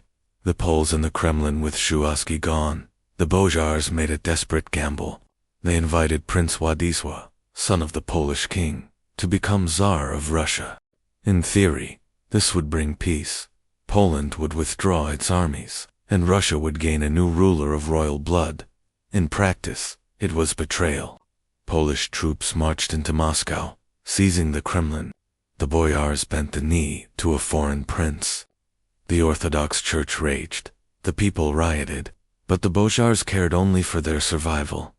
For the first time in history, the heart of Russia was occupied by foreigners. The Kremlin, the sacred fortress of the Tsars, echoed with the voices of Catholic soldiers. The humiliation was unbearable. The fire of resistance, but Russia, though beaten, was not dead. In towns and villages, a spark of resistance began to grow. Priests preached of holy war. Merchants poured their silver into militias. Cossacks sharpened their sabers. And common peasants, weary of famine and impostors, took up arms not for Dmitri, not for Shuisky, not for any Bojar, but for Russia itself. Two great uprisings followed. The first, led by a noble named Lyapunov, gathered thousands to march on Moscow. They laid siege to the Kremlin, where Polish troops held out, but betrayal shattered them from within. The uprising collapsed in blood, but the second uprising would change history. In the city of Nizhny Novgorod, a merchant named Kuzma Minin rose before the people. He was no noble, no prince, only a common man. Yet his voice carried the weight of truth. He called upon every citizen to give what they could: silver weapons, even their lives, to save the motherland. Beside him stood Prince Dmitry Pozarsky, a skilled commander who had survived the chaos of the Troubles. Together Minin and Pozarsky forged a new army, not for impostors, not for foreign kings, but for Russia itself. In 1612, they marched on Moscow. The liberation of Moscow. The siege was brutal. 4 months, Pozarsky's army encircled the Kremlin, cutting off supplies, bombarding the walls, starving out the Polish garrison. Inside, the occupiers ate rats and leather to survive. Outside, the Russian people prayed, starved, and fought with desperate courage. Finally, in October 1612, the Poles surrendered. The Kremlin was cleansed, the foreign banners torn down, the invaders marched out in chains. It was a moment etched forever in Russian memory, not the triumph of a czar, but of a nation. For the first time, the people had risen as one to defend their land, and they had won. But victory was not peace. The search for a czar with Moscow liberated, Russia faced a final question: who would rule? The Bojars gathered once more, but their authority was broken. The people demanded a ruler who could unite the realm, who could end the cycle of impostors and invasions. After months of debate, one name rose above the rest: Mikhail Romanov, a young noble of only 16. His father had been a loyal servant of Ivan the Terrible. His family respected, yet not hated, his youth, making him malleable to guidance. Most importantly, he carried blood ties to Anastasia Romanovna, the first wife of Ivan the Terrible. Through her, the Romanovs could claim distant kinship to the Rurikids. It was enough. In 1613, Mikhail Romanov was crowned Tsar of all Russia. The time of troubles had ended, but its scars ran deep. Shadows of the past under the Romanovs' Russia would rise again. The dynasty would endure for 300 years, guiding the nation into empire. But the memory of the troubles lingered. The impostors, the famine, the foreign occupation all became warnings etched into the Russian soul. Warnings of what happens when legitimacy collapses, when unity shatters, when ambition outweighs loyalty. And at the root of it all was Ivan the Terrible. His legacy, the suspicion, the terror, the endless thirst for control, had left a kingdom too fragile to withstand his absence. His dynasty died with his sons, his land plunged into chaos, his people scarred by a century of suffering. Ivan had built an empire, but he had also built the seeds of its ruin, and though the Romanovs rose from the ashes, the shadow of the terrible Tsar would never truly fade. Chapter 11. Ivan's Long Shadow. The bells of Moscow tolled in celebration in 1613, when Mikhail Romanov was crowned as Tsar.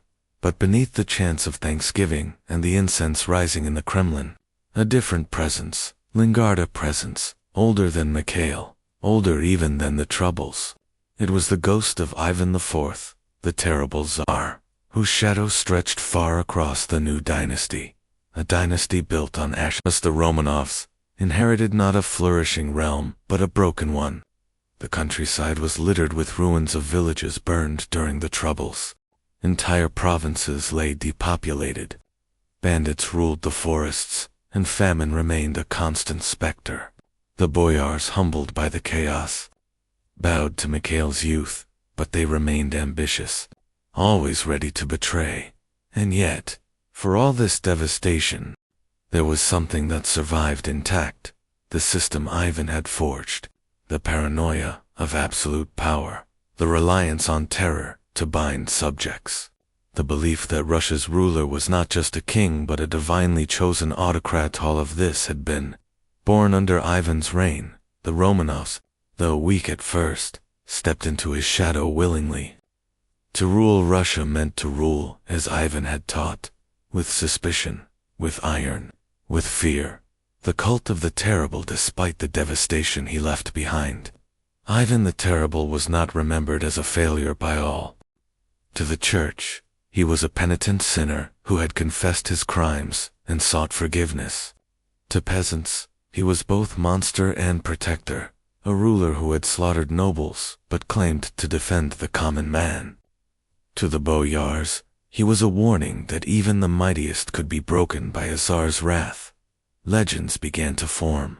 Songs were sung of Ivan's victories over Kazan and Astrakhan, tales of his divine punishment against traitors, stories of his piety and prayers. His cruelties were whispered, but often with awe rather than condemnation. The Romanovs inherited this cult of memory. They did not dare condemn Ivan outright, for to do so would be to question the very foundation of autocracy. Instead, they let his legend fester, half truth, half nightmare. Ivan became less a man and more a symbol of what it meant to be Tsar. The opera Kanina, remembered Devon, the most horrifying of Ivan's creations. The opera Kanina left its mark on Russia, though the institution itself was dismantled after Ivan's death. The idea of a ruler's private police, loyal only to him and empowered to crush enemies, never vanished. The Romanovs, facing plots and rebellions of their own, revived similar structures again and again. Secret chanceries, internal spies, torture chambers, all justified by the memory of Ivan, who had shown that terror could be the foundation of power. It was as though his hand still gripped the throat of Russia, long after his bones had turned to dust, a nation's trauma. But Ivan's shadow was not only political, it was psychological. His reign had imprinted upon the Russian soul a paradox, that survival depended on submission, and yet rulers could never be trusted. Peasants remembered the famine, the forced migrations, the arbitrary cruelty. Nobles remembered executions, confiscations, and the constant fear of denunciation.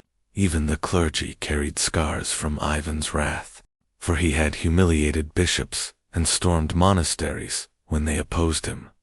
This trauma created a cycle. Fear bred obedience. Obedience bred tyranny, and tyranny bred more fear. The time of troubles had proven what happened when Ivan's system collapsed, but the Romanovs would prove what happened when it was resurrected. The Romanovs, as heirs of Teremekal Romanov, was young, almost timid, but his successors quickly embraced Ivan's model. His son, Alexei Mikhailovich, ruled with stern orthodoxy, crushing dissenters who challenged the church. His grandson, Peter the Great, would later wield Ivan's methods on an even grander scale, building secret police, torturing enemies, enforcing his vision of a westernized Russia with iron and blood. Each Tsar, in his own way, reached back into Ivan's toolbox: fear, violence, and unyielding autocracy. They spoke of serving the people, but in truth, they ruled over them, not for them. The people, too, adapted.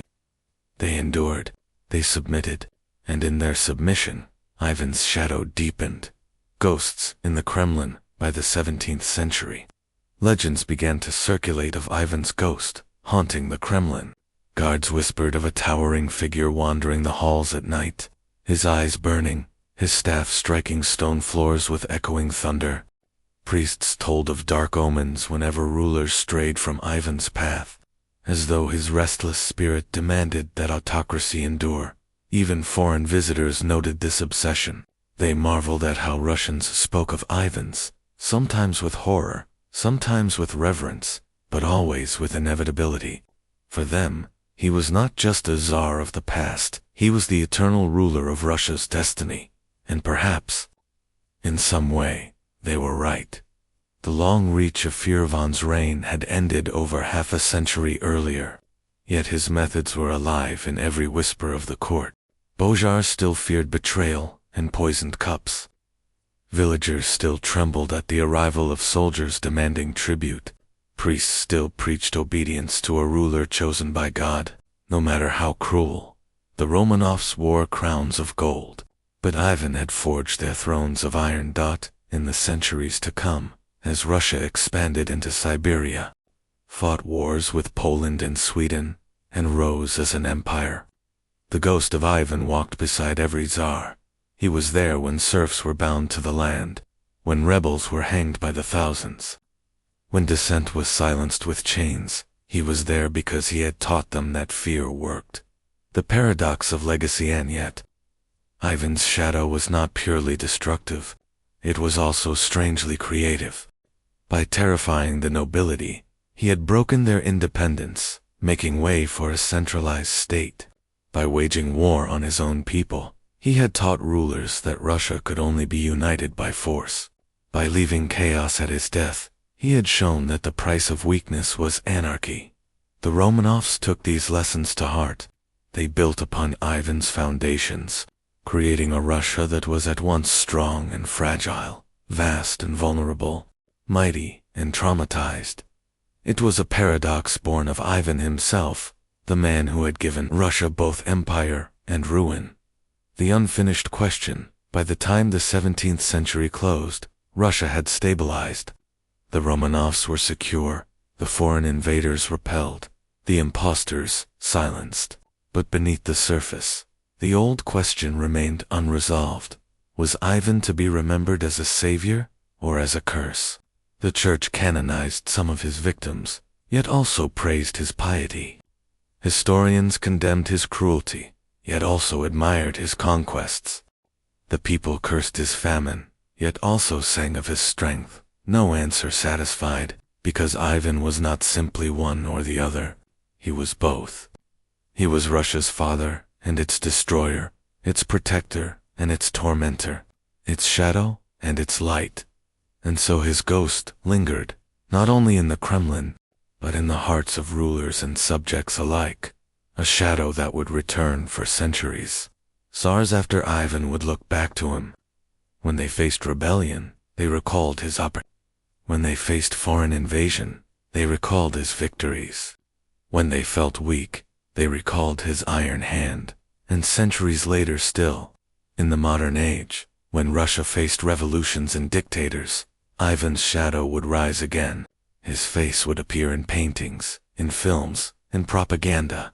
His name would be invoked to justify new terrors, new autocracies, new rulers who saw themselves as heirs to his ruthless legacy. Because Ivan the Terrible had not merely ruled in the 16th century. He had carved himself into the very DNA of Russia. His story was not over. Not yet. Chapter 12. The Siege of Novgorod, a city in flames. The winter of 1570 descended over Russia with a silence that was broken only by the crunch of boots on snow and the distant echo of church bells. But beneath that frozen stillness, Ivan IV, Ivan the Terrible, was preparing to unleash one of the darkest chapters in Russian history. The great city of Novgorod, proud, wealthy, and fiercely independent, had long stood as a beacon of trade and culture. Yet to Ivan, it represented a threat, a city whose loyalties could shift toward his enemies. A city that dared to preserve freedoms when all others bent to the Tsar's iron will. Suspicion grew into paranoia, and paranoia into fury. Whispers of treason and secret alliances with Lithuania reached Ivan's ears. Whether fact or invention hardly mattered. To him, Novgorod was guilty, and punishment would be swift and merciless. The oprichniki, clad in their black robes and mounted on dark steeds, set forth under Ivan's orders. Their banners bore the symbols of death, the severed dog's head, the broom, the eternal reminder that they were to sniff out betrayal and sweep away treachery. As they rode through forests and across frozen rivers, villages trembled at their approach. Peasants scattered, some hiding in barns, others vanishing into the woods. They knew the Oprichniki brought no justice, only slaughter. Behind them lay smoldering ruins, the charred remains of homes, and the bodies of the innocent. All roads led to Novgorod, and Ivan followed in their wake, like a storm cloud, ready to burst. When Ivan entered Novgorod, the city's defenses had already been weakened by fear. Churches rang their bells in desperate prayers, their golden domes glittering against the bleak sky, but no amount of faith could stop the fury that followed. Ivan made his headquarters in a monastery, a twisted symbol of divine authority, twisted into a seat of terror. There, with calculated coldness, he summoned the city's leading citizens, merchants, bojars, clergy. They were accused of treason, of plotting with Lithuania, of conspiring against the Tsar. Few trials were held, and those that took place were mere theater. Foregone conclusions in Ivan's relentless hunt for traitors. The punishments were brutal beyond imagination. Entire families were dragged from their homes and marched to the Volkhov River. Holes were carved in the ice, and men, women, and children alike were bound and thrown into the freezing waters. The river swallowed them whole, their cries muffled by the ice that quickly closed around them. The Oprichniki laughed as they pushed more victims forward, their dogs barking in savage excitement. Some accounts describe how Ivan himself stood by, watching with grim satisfaction as the city's lifeblood was drowned before his eyes. The Volkhov ran red, not from the setting sun, but from the suffering of thousands. But drowning was only one horror among many. Torture chambers were filled with the sounds of screams as victims were burned, flayed, or stretched upon racks. The Oprichniki unleashed cruelty with inventive savagery, seeking to break both body and spirit. Churches were looted, icons desecrated, relics smashed into the snow. Even holy men were not spared. Priests were stripped of their vestments and executed, their bodies discarded as though faith itself had been found guilty. The city that once stood as a jewel of Russian trade became a wasteland of ashes and bones. The death toll is debated by historians. Some say tens of thousands, others fewer, but the psychological wound was undeniable. Novgorod's independence was crushed, its merchants silenced, its culture strangled, its churches desecrated. Where once there had been life and prosperity, there now lingered only shadows and the faint scent of smoke. Ivan had not merely punished treason, he had obliterated an entire city's soul. And yet, in Ivan's eyes, it was not cruelty, but necessity. He believed himself chosen by God to purge Russia of its enemies, both foreign and domestic. The Oprichnina was his holy mission, and Novgorod's suffering was but another offering upon the altar of his paranoia. In the frozen silence that followed the massacre, Ivan left the city a husk of its former self, a chilling reminder of what happened to those who defied him. But Novgorod was not the end. If Ivan could unleash such horror upon one of Russia's greatest cities, what then could stop him from turning his wrath on others? His enemies were everywhere, or so he believed, hiding in shadows, plotting his downfall. And as long as Ivan saw treason in every corner, the rivers of Russia would continue to run red. The Tsar's reign was far from over, and the horrors of Novgorod were only a glimpse into the abyss that was Ivan's soul. Chapter 13. The shadows of Moscow. Ivan's paranoia. Unleashed, the winter winds that had howled through Novgorod seemed to follow even back to Moscow, carrying with them the whispers of blood and fire. The city, still shaken by news of the massacre, greeted its Tsar with fearful silence. Bells rang in distant monasteries, but their tolls sounded more like funeral dirges than songs of welcome. And yet, Ivan returned, not as a weary ruler seeking peace, but as a man consumed by shadows of suspicion, treachery, and betrayal. Moscow itself had become a theater of dread. Behind the Kremlin walls, Ivan's mind spiraled deeper into paranoia. Once, he had ruled with the wisdom of advisors, but by now, trust had withered into ash. Bojars, who had sworn loyalty, were no longer allies. but potential conspirators. Even members of his own family were not safe from his wrath. The specter of treason haunted his every waking thought, and sleep offered no relief. His dreams, too, were filled with visions of daggers in the dark and crowns stolen by invisible hands. In this climate of fear, the Oprichniki thrived.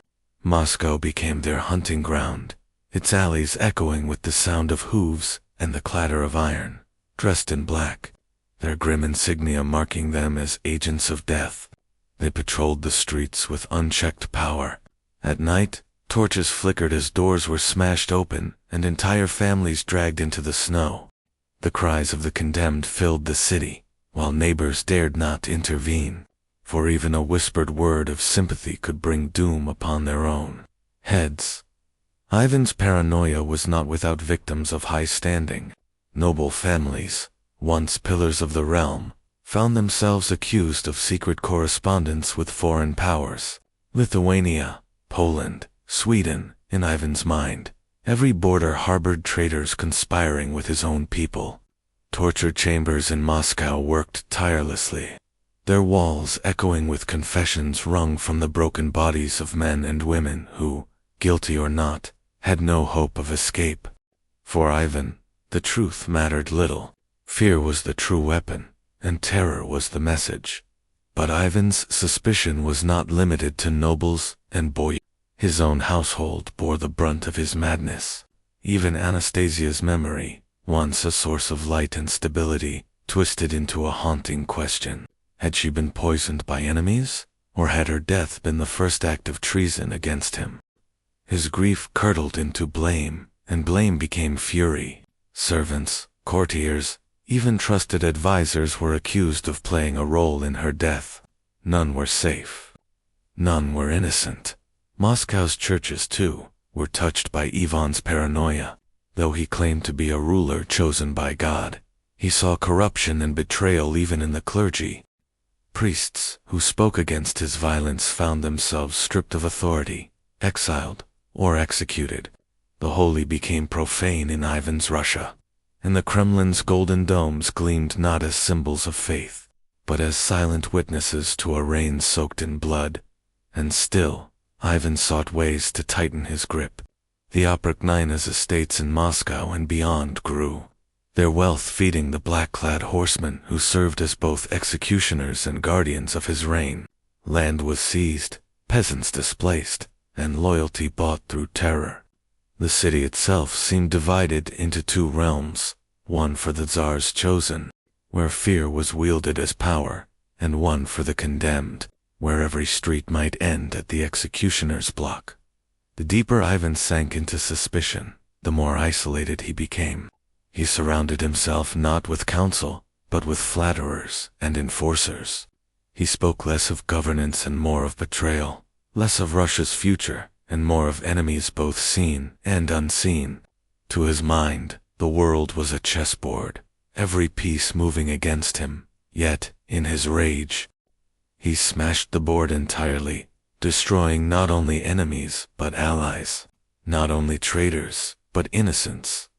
Yet beneath the horror, there was a cold brilliance to Ivan's cruelty. By turning Moscow into a city of fear, he ensured obedience. Few dared to speak against him, fewer still to act. He ruled not through love, nor even respect, but through the kind of terror that hollowed out a man's soul. And in that silence, Ivan found his throne secure, for now. But paranoia, once unleashed, is never satisfied. The massacre of Novgorod had proven Ivan's willingness to annihilate entire cities. In Moscow, his hand fell heavier still, his rage more personal, his suspicions more intimate. The capital was no longer just the heart of Russia. It had become a prison, where even the noblest lived under the constant shadow of execution. And so, as Moscow's fires burned, and the Volkov's ghosts lingered, Ivan prepared for what came next. His enemies beyond Russia's borders still plotted, or so he believed. The wars with Poland and Lithuania were far from finished, and if betrayal could come from his own blood, his own church, his own bojars, then truly no one in Russia was beyond suspicion. In Ivan's eyes, Russia would be purified by terror or destroyed by it. And as the Black Riders thundered once more through Moscow's snow-covered streets, the people could only wonder who would be the next to fall beneath the Tsar's gaze. Chapter 14. War on Two Fronts: Ivan's Foreign Struggles and Internal Shadows. The snow of Moscow had barely melted when the thundering of hooves once again echoed beyond Russia's borders. Ivan IV, the Terrible, while drowning his capital in suspicion and blood, never lost sight of the enemies lurking abroad. To him, Russia's survival depended not only on crushing traitors at home, but also on expanding his dominion outward into the contested lands of Livonia, into the strongholds of Poland and Lithuania, and even toward the icy seas that promised access to the wider world. But as Ivan gazed outward, his paranoia rode with him, turning victories into suspicions, campaigns into nightmares. The Livonian War, which had begun years earlier, remained the central crucible of Ivan's foreign ambitions. Livonia was no ordinary prize. Strategically placed along the Baltic coast, it offered ports that could finally open Russia to Europe's seas, the gateway to trade, wealth, and recognition among the great powers. For Ivan, who dreamed of being seen not as a northern barbarian, but as a monarch equal to kings and emperors, this was more than a military campaign. It was destiny. At first, success seemed certain. Russian armies, vast and disciplined, stormed Livonian castles, battering their stone walls with relentless siege engines. Villages fell, their churches burned, and the cross of the Tsar was planted deep into Livonia's soil. Moscow celebrated these early victories, seeing them as proof of divine favor, but Ivan's ambition drew the eyes of greater enemies. Soon, the Polish-Lithuanian Commonwealth, newly united under the powerful King Stephen Bathory, entered the fray. To the west, Sweden's cunning monarch eyed the same lands, unwilling to let Russia claim the Baltic. What began as a regional conquest spiraled into a multi-front war, one that tested Ivan's armies, his treasury, and his mind. The battlefields of Livonia became as blood-soaked as Novgorod's streets. Russian soldiers clashed with disciplined mercenaries from across Europe, hired by Poland and Sweden. Artillery thundered, steel met steel, and the frozen rivers of the north carried away the bodies of men who had fallen in the Tsar's dream of empire. Yet Ivan's war machine, formidable though it was, strained under the weight of endless campaigns. The peasants, already crushed by taxes and the burden of feeding the oprichniki, now saw their sons vanish into battlefields from which few returned. Meanwhile, Ivan's paranoia at home seeped into his war councils. Generals who failed him even slightly found themselves accused of treachery. Victories were celebrated as divine confirmation of his genius, but defeats were rarely tolerated. Instead, whispers of betrayal spread, and commanders who dared to retreat or negotiate were hauled back to Moscow in chains. The war effort, once driven by strategy, became warped by fear. Soldiers fought not only against foreign armies, but under the shadow of their own rulers. Suspicion. It was during these years that Ivan's infamous rage reached even closer to home. In a fit of anger, during an argument over military failure and the future of the dynasty, he struck his own son and heir, Ivan Ivanovich, with his staff. The blow was fatal. The Tsarevich, who had shown promise as a strong and capable successor, died in agony, leaving the dynasty weakened and the court in mourning. The event stunned even Ivan himself. He is said to have wept uncontrollably, cradling his son's body and realizing that his fury had extinguished his own future. Yet the damage was done. The dynasty's strength faltered, and Russia's enemies pressed harder on its borders, sensing weakness. But war did not pause for grief. King Stephen Bathory of Poland launched campaigns that pushed Russian forces back, recapturing strongholds and forcing Ivan into costly defensive wars. Swedish armies seized key fortresses along the Baltic, driving Russia further from its dream of maritime power.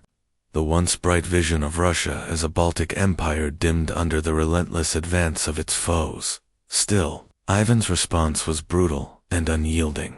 He poured resources into the war, even as famine spread at home. Villages lay in ruin, fields untended, and hunger stalked the land. Yet the Tsar demanded more soldiers, more weapons, more blood. The oprichniki, once the instruments of terror in Moscow, were now sent to enforce recruitment and taxation in the countryside. Their black-clad presence, a grim reminder that service to the Tsar was not a choice, but a command. Amid this storm, Ivan turned increasingly to foreign advisors, seeking knowledge of modern warfare, artillery, and diplomacy. Some came willingly, drawn by the wealth of Moscow, but others found themselves prisoners of war, forced into service. Even here, Ivan's paranoia reigned. He feared spies among them, agents of Poland or the Vatican sent to undermine his cause. Some advisors vanished, swallowed by the prisons of the Kremlin, their knowledge left unused in the darkness. As the Livonian War dragged on, the dream of a Russian Baltic coast grew fainter. By the late years of the conflict, Ivan faced not triumph, but exhaustion. His treasury emptied, his armies bled, his people starved, and his dynasty stood weakened by the death of his heir. The once unstoppable tide of Russian conquest now seemed broken upon the rocks of Polish and Swedish resistance.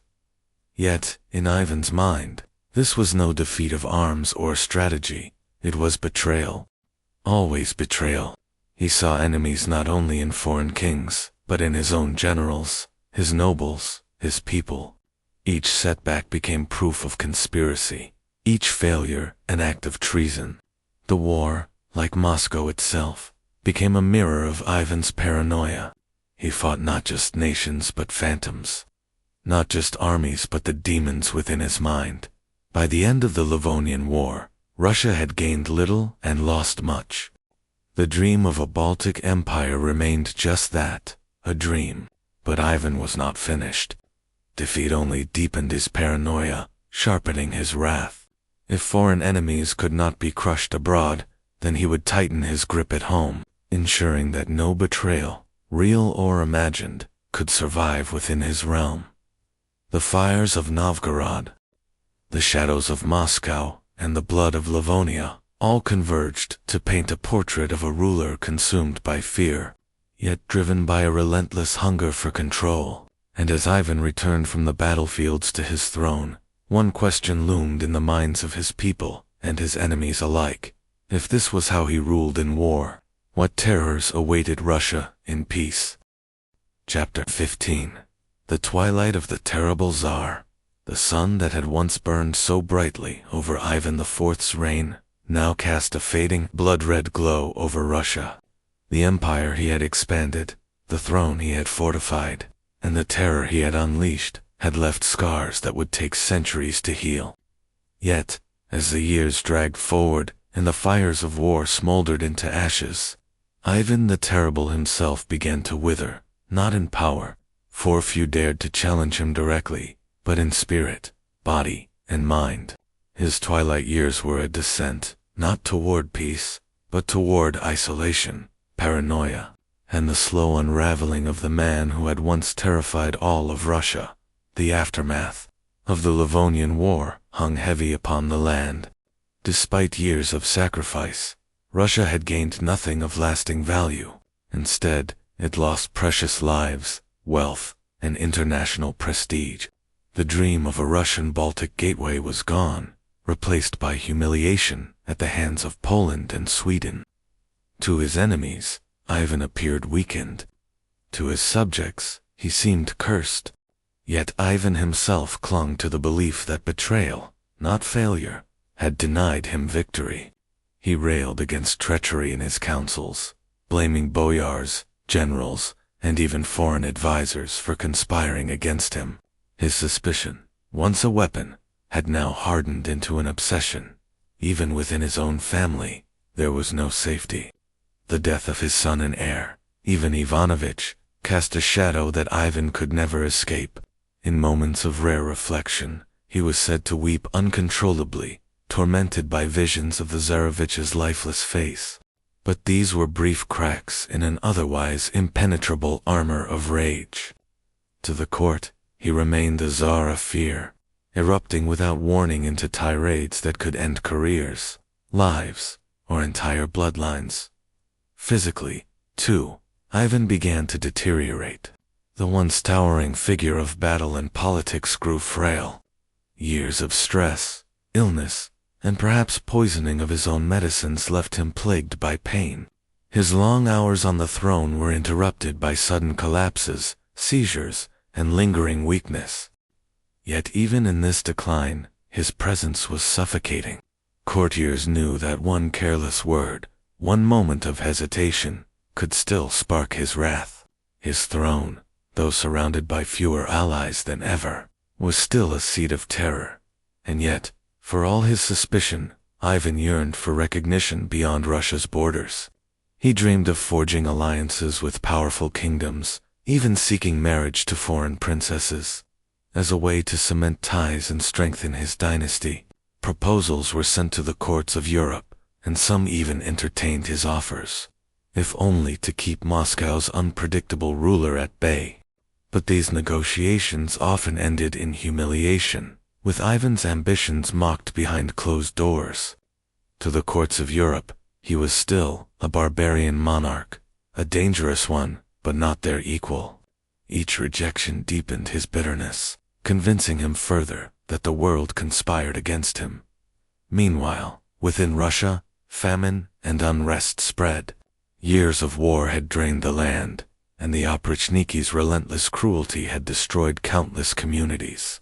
Crops rotted in abandoned fields, peasants fled their villages, and hunger gnawed at the bellies of the poor. Yet Ivan's taxes and demands never ceased. To feed his armies, to fund his palaces, and to maintain his terror machine, he squeezed the very marrow from his people. And still, in his mind, it was never enough. The specter of betrayal haunted every failure, every empty granary, every disloyal whisper. The Oprichniki, once the proud instruments of his vengeance, had themselves become shadows of their former power. Many had perished in battle, others in Ivan's purges, and the people they once terrorized were now too few and too broken to resist. By the twilight years of Ivan's reign, the black-clad riders were no longer the unstoppable horde that had burned Novgorod. Instead, they lingered as symbols of dread, reminders of a past that had already consumed Russia's soul. And so Ivan grew increasingly isolated. The Kremlin's vast chambers, once alive with councils and feasts, now echoed with silence broken only by the whispers of servants and the occasional rumble of the Tsar's fury. His health worsened, his temper sharpened, and his paranoia deepened into near madness. He obsessed over religious rituals, fearing damnation for his sins, yet continuing to commit them. He lavished gifts upon monasteries, hoping to bribe heaven, even as he planned new executions. Too many. It seemed that the terrible Tsar was fighting not only enemies on earth, but also demons in his own soul. The final years of Ivan's reign brought a haunting question to Russia: who would inherit his throne? With his beloved heir dead by his own hand, the remaining successor, Fyodor, was weak in both body and will. Few believed he could rule a fractured empire, especially one still reeling from war and famine. This uncertainty added to Ivan's torment. He had fought, killed, and sacrificed so much to strengthen Russia. Yet now, his dynasty teetered on the edge of collapse. In March of 1584, as Ivan prepared for a game of chess in the Kremlin, his body finally gave way. Accounts tell of him collapsing suddenly, gasping for breath, and dying within hours. Some whispered it was poison, others claimed it was divine justice, and still others said his body simply gave out after years of rage, war, and sickness. Whatever the cause, the reign of Ivan the Terrible had ended. The throne passed to Fyodor, as Ivan had feared. leaving Russia vulnerable to the storms that would follow. But even in death, Ivan's shadow lingered. His reign had reshaped Russia in ways that could not be undone. He had centralized power in the hands of the Tsar, established the terror of the Upper Khanina, and shown that fear could be as potent a weapon as armies. Yet he had also left behind a land scarred by famine, rebellion, and paranoia. His legacy was not one of triumph or stability, but of chaos and dread, a kingdom haunted by the ghost of a man who had sought absolute control. The twilight of Ivan's life was not peaceful, nor was his death the end of his terror. For in the decades that followed, Russia would stumble into the time of troubles, a period of famine, foreign invasion, and civil war. It was as though the curse of Ivan's reign lived on, consuming the very nation he had tried to forge in fire and blood. And so, the story of Ivan the Terrible ends not with victory, but with silence, the silence of a Tsar whose wrath had burned too brightly, leaving Russia trembling in the dark. Chapter 16. The Shadow of the Time of Troubles. The death of Ivan the Terrible, in 1584, did not bring relief to Russia. Instead, it unleashed a storm that would shake the very foundations of the Tsar. Ivan's reign had been one of absolute power, cruelty, and centralization. But beneath the iron grip of his terror lay fragility. The country was exhausted, its treasury drained, its armies weakened, and its people broken by war, famine, and fear.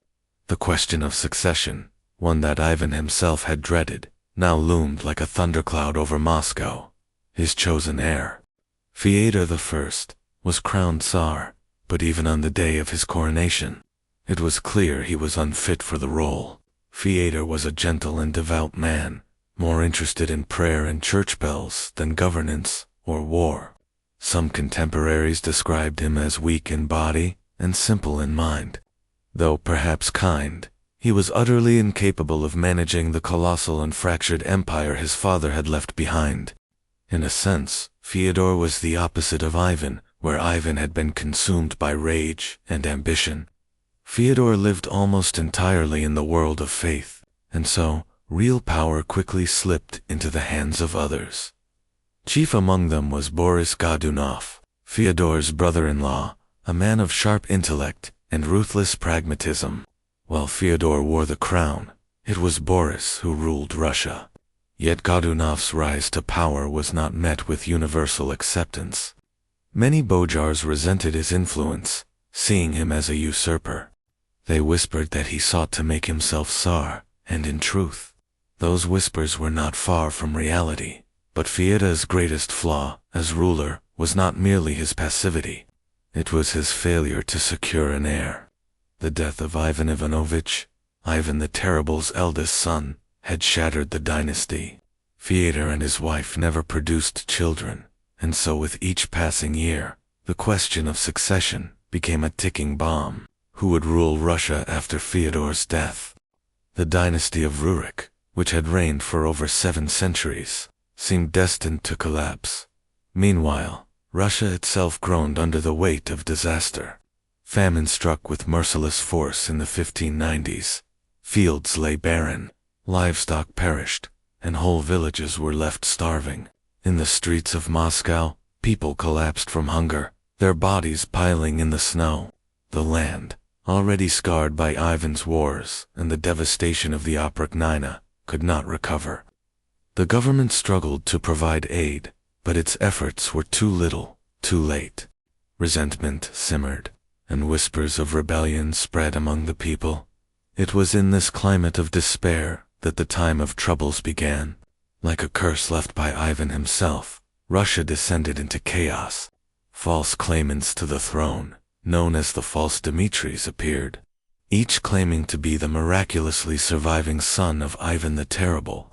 Their emergence played upon the people's longing for stability and their suspicion that Ivan's bloodline still held legitimacy. The first false Dmitri gathered a following, supported by Poland and discontented Russians, and marched upon Moscow. For a time, he even seized the throne, sparking both hope and horror in equal measure. But the false Tsar's reign was brief, ending in betrayal, violence, and death. His body was desecrated, his ashes fired from a cannon, yet others soon rose to take his place. Each impostor stirred new uprisings, new wars, and new suffering. The throne of Russia became a revolving door of pretenders and bojars scheming for power. Moscow burned, villages were sacked, and foreign armies marched across Russian soil. The specter of Ivan the Terrible seemed to linger over it all. His obsession with control, his slaughter of the nobility, and his failure to secure a stable succession had all set the stage for this collapse. Without strong institutions, without loyal bojars, without a clear heir, Russia was left vulnerable. Ivan's reign had centralized everything around the Tsar, and when the Tsar was weak or absent, the entire state crumbled. As the years dragged on, the time of troubles grew darker. Poland and Sweden exploited Russia's weakness, seizing land and supporting rival claimants. The Orthodox Church was divided, the nobility at war with itself, and the peasantry rising in desperate revolts. Cannibalism was whispered of during the worst famines. Mothers were said to abandon their children to survive. The once proud empire of Ivan had been reduced to a fractured land of misery. Yet, amid the chaos, something new began to stir. The Russian people, broken though they were, still yearned for unity. They began to rally around the idea, not of boyars or pretenders, but of Russia itself. Grassroots movements, led by local leaders and the church, began to resist foreign invaders and the seeds of a national awakening, the beginnings of what would later become the Romanov dynasties. Foundation were being planted in the soil Ivan had poisoned by the early 17th century. The time of troubles had nearly torn Russia apart, but the nation would survive, though scarred, emerging under the rule of a new dynasty. The rise of the Romanovs would mark the end of Ivan's line, but not the end of his influence. For the lessons of his reign, the dangers of unchecked power, the fragility of dynasties, and the cost of ruling through terror, would echo in Russia for centuries to come, as Ivan's ghost lingered in memory and myth. One truth became clear: the terrible Tsar had not merely ruled Russia. He had reshaped it, binding its fate to the throne in a way that would define its history forever. Chapter 17. Boris Godunov, the puppet master of a fragile throne. The crown of Russia in the late 16th century was no longer a symbol of divine stability, but a burden of suspicion, famine, and betrayal. Ivan the Terrible's death had left a void that no one could truly fill. His son Peter sat on the throne, but the power behind it belonged to one man, Boris Godunov. Boris had risen not through ancient bloodlines or the prestige of an old boyar family, but through cunning, loyalty, and timing. He was the brother of Fyodor's wife, Irina, and when Ivan died, Boris positioned himself as protector of the timid new Tsar. In the shadows of the Kremlin, he became the architect of Russian politics, a man who pulled the strings while the crowned ruler whispered prayers. For a time, his governance was shrewd. He sought peace abroad, stabilizing relations with Sweden and Poland after years of brutal war. He opened new schools, encouraged trade, and attempted to modernize aspects of the Russian state. To some, he appeared a capable steward of the empire. But beneath his achievements lay suspicion. The bojars muttered in their chambers, asking the same question: did Boris seek to be Tsar himself? That suspicion was sharpened by tragedy. In 1591, Ivan's youngest son, Tsarevich Dmitri, was found dead in a The child had been the last legitimate heir of the Rurik dynasty, the fragile thread connecting Russia to its ancient royal bloodline. The official explanation declared that the boy had suffered an epileptic seizure, falling upon a knife during a fit, but few believed it. The whispers spread like wildfire. Boris Godunov had arranged the child's murder. Whether guilty or not, the shadow of that accusation clung to Boris for the rest of his life. Too many Russians. He was not a protector of the dynasty, but a usurper cloaked in treachery. When Tsar Fyodor died in 1598 without heirs, the dynasty of Rurik rulers of Russia for more than 700 years ended. For the first time in its history, Russia faced a throne with no rightful heir. Boyars gathered to choose the next ruler, but the choice was not unanimous. Many resisted Boris, but he had already positioned himself as the only man strong enough to prevent chaos. The Patriarch of Moscow lent him support, and eventually, Boris was elected Tsar, the first to claim the crown, not by blood, but by election. It was a coronation haunted by doubt. The bells of Moscow rang, but they did not drown the whispers of murder. And soon, the land itself seemed to rebel against his rule. Between 1601 and 1603, Russia was struck by one of the worst famines in its history. The skies grew dark with unseasonable weather, harvests failed, and famine spread across the countryside. Corpses lined the roads, and desperate peasants sold themselves into slavery for a crust of bread. In Moscow, tens of thousands starved, and the air filled with the smell of rot. Godunov tried to help. He opened state granaries, distributed food, and attempted relief efforts. But the suffering was too vast, too overwhelming. To the starving masses, the famine seemed a divine judgment. Rumors took root that Boris was cursed for killing Dmitri, that God had turned against him, that Russia's suffering was the price of his illegitimate rule. And then, as if conjured from the very heart of despair, a figure appeared who would shatter Boris's fragile throne. A young man claimed he was not dead Dmitri at all, but the rightful heir who had miraculously survived the assassination in This man would come to be known as the false Dmitri, the first of several impostors who would plunge Russia into an age of chaos, backed by Polish nobles, mercenaries, and Russian defectors. The false Dmitri marched on Moscow. To the starving people, his arrival seemed almost prophetic. Here was the true son of Ivan the Terrible, returning to claim his birthright and bring salvation. Entire villages welcomed him, and discontented boyars saw in him an opportunity to unseat Boris. By 1605, the pressure was unbearable. Boris Godunov, the man who had risen from obscurity to the highest throne in Russia, suddenly collapsed and died, some say poisoned, others by stroke. His reign ended abruptly, but his death did not bring peace. Instead, it unleashed the very storm he had struggled to contain. His son attempted to claim the throne, but within weeks, he was murdered. The dynasty of Godunov ended in blood, and Moscow welcomed the false Dmitri as Tsar. For the first time in history, Russia was ruled not by a legitimate heir, but by an impostor whose claim was built on whispers, lies, and desperation.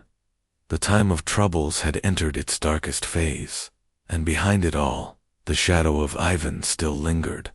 For it was his paranoia, his destruction of the nobility, and his failure to secure the succession that had made all of this possible. In the chaos of impostors and famine, Russia was learning the cost of Ivan's terrible legacy. Chapter 1-8 The False Dmitri, Russia's Pretender Tsar. It was as if a ghost had returned from the grave. In 1604, a young man appeared on the fringes of Poland-Lithuania, declaring himself to be none other than Tsarovich Dmitri Ivanovich, the youngest son of Ivan the Terrible, supposedly murdered in Uglik over a decade earlier. His claim was impossible, yet it was irresistible, for in the chaos of famine, despair, and Boris Godunov's fragile reign, the Russian people were ready to believe anything that promised hope. The man's identity remains one of history's great mysteries. Some said he was a runaway monk named Gregory Altropiv, a clever impostor with the audacity to seize a crown. Others swore he truly bore the features of the young Dmitri, that fate had saved him from Boris's assassins. But in the end, what mattered was not who he truly was, but who people wanted him to be. The Polish nobility, eager to extend their influence into Russia, quickly embraced him, backed by Jesuit advisors and noble sponsors. The false Dmitri marched with a modest army of Polish soldiers, mercenaries, and Russian defectors. He promised sweeping reforms, the restoration of justice, and vengeance against the boyars who had corrupted Russia. Most importantly, he promised that famine and misery would end, for he, as the true heir of Ivan the Terrible, carried divine favor. When he crossed into Russia, villages and towns greeted him with reverence. Starving peasants hailed him as their savior. Discontented boyards, tired of Boris Godunov's rule, defected to his side. Even priests whispered from the pulpit that perhaps God had returned the rightful heir to lead. Then Boris Godunov attempted to stop him. His forces clashed with the pretenders at the border, but defections crippled his armies. Then, in April 1605, Boris suddenly died. Whether from poison, illness, or the weight of his fears, his passing left Russia rudderless. His young son, Fyodor II, briefly inherited the throne. But within weeks, the boy was strangled, and the Godunov family erased.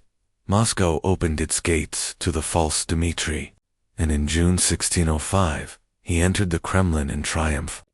The people hailed him as Tsar Dmitri Ivanovich, son of Ivan the Terrible, risen from the shadows of history. For the first time, Russia was ruled by an impostor, but one accepted, for the moment, as legitimate. Yet beneath the pageantry lay cracks that would soon split wide open. Dmitri's court began to favor his Polish backers. Foreign soldiers filled Moscow, their customs offending Russian tradition. Dmitri promised sweeping reforms, but these promises alienated the powerful boyars who had expected to control him. His proposed marriage to a Polish noblewoman, Marina Minczek, fueled rumors that he was secretly Catholic and intended to betray the Orthodox faith. For nearly a year, he ruled with fragile authority, but the boyars, resentful and suspicious, plotted his downfall. On the morning of May 17, 1606, a mob stormed the Kremlin. Armed nobles, priests, and commoners surged into the palace, shouting that Dmitri was a heretic, a fraud, a devil in disguise. The false Dmitri tried to escape, leaping from a window in desperation, but broke his leg in the fall. Dragged back inside, he was killed in brutal fashion. His corpse was displayed to the people, mutilated and mocked. His body was burned, and his ashes scattered into the wind, as if to erase every trace of his existence. But Dmitri's death did not bring stability. Instead, it opened the floodgates to chaos. For in the void he left behind, others would rise, claiming to be the true Dmitri, who had once again survived. One impostor after another would march on Moscow, each rallying desperate followers with the same haunting promise that Ivan's lost son had returned. Thus began a grotesque theater of pretenders, blood, and betrayal.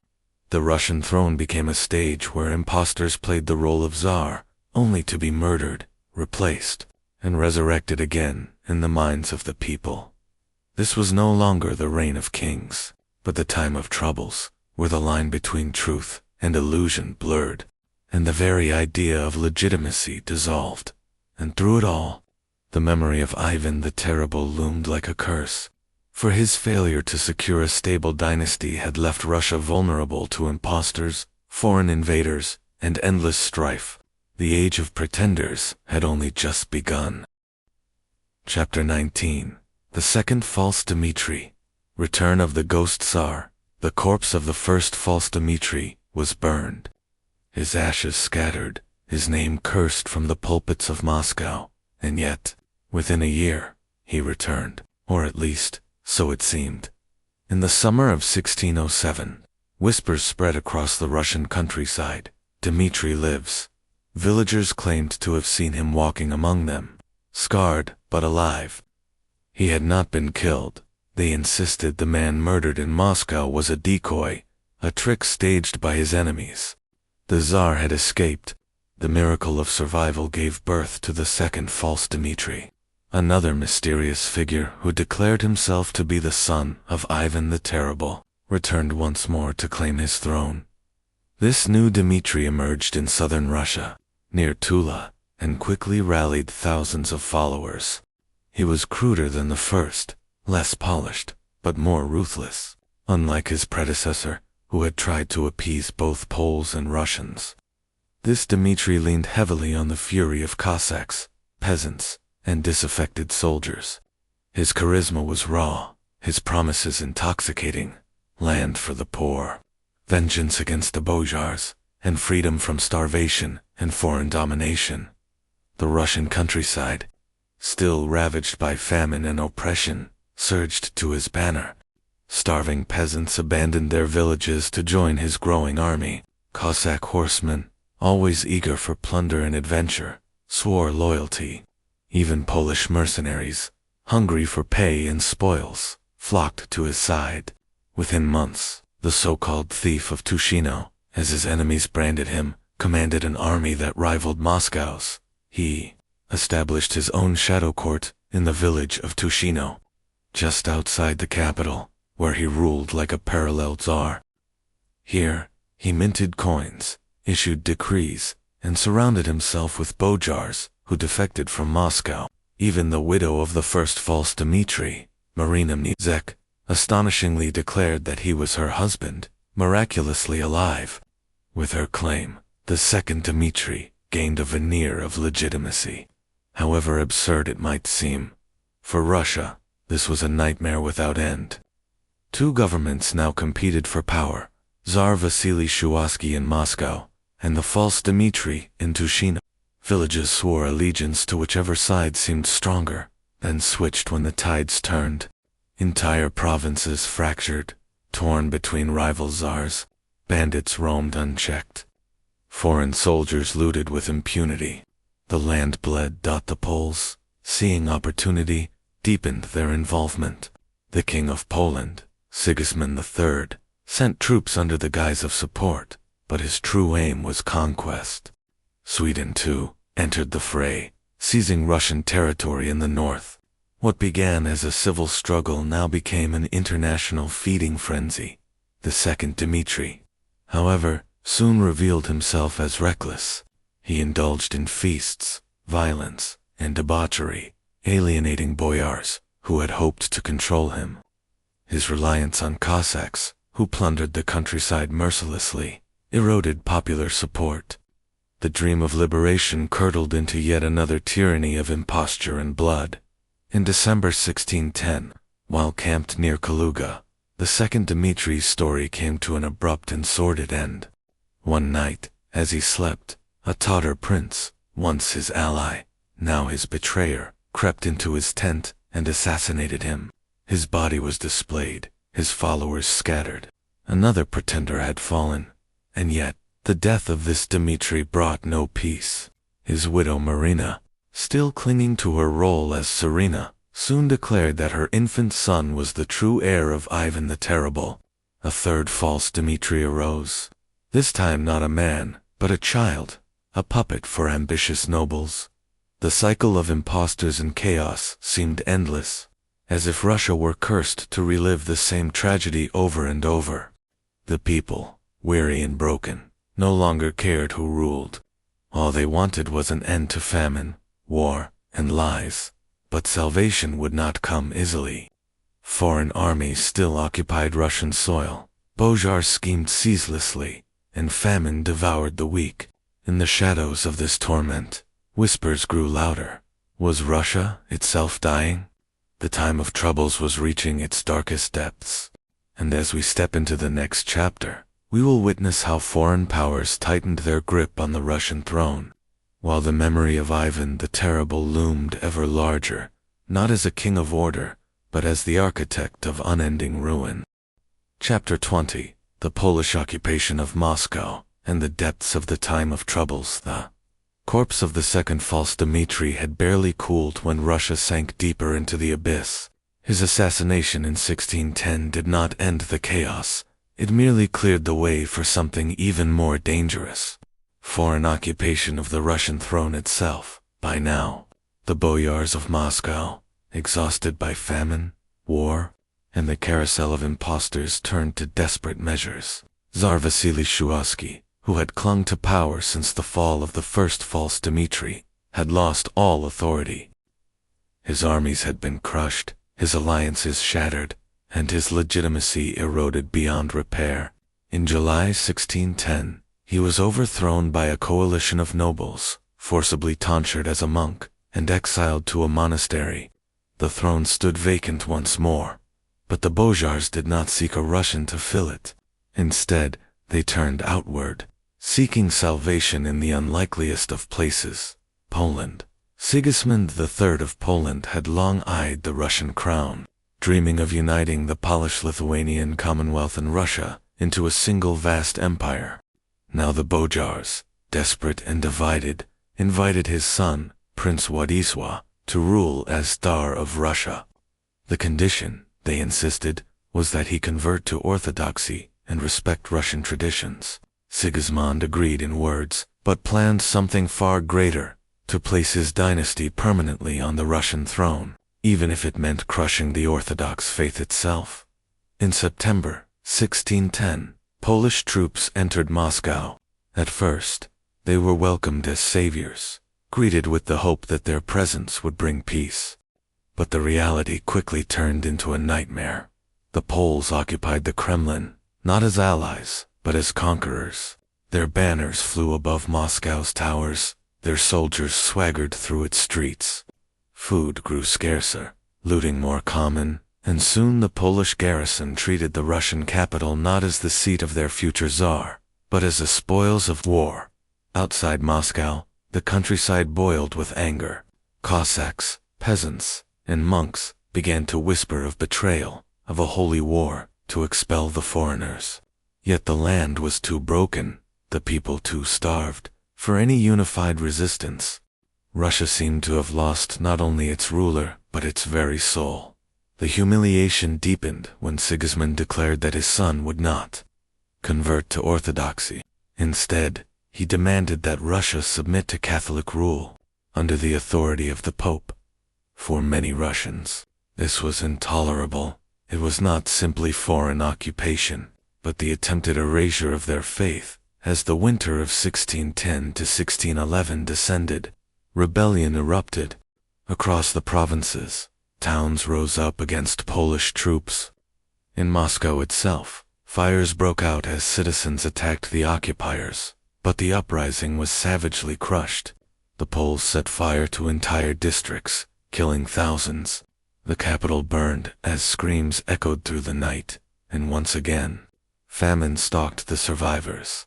The time of troubles had reached its nadir, a Russia without a czar, ruled by foreign soldiers, its people starving, its cities burning, its nobles betraying one another. To the world, the once mighty realm of Ivan the Terrible appeared finished, a carcass to be carved up by its neighbors, and yet, in this darkest moment, a spark of defiance began to glow. From the monasteries and peasant villages, voices rose calling for unity, for faith, for liberation. Priests spoke of Russia as the new Jerusalem, chosen by God, abandoned temporarily, but destined to rise again.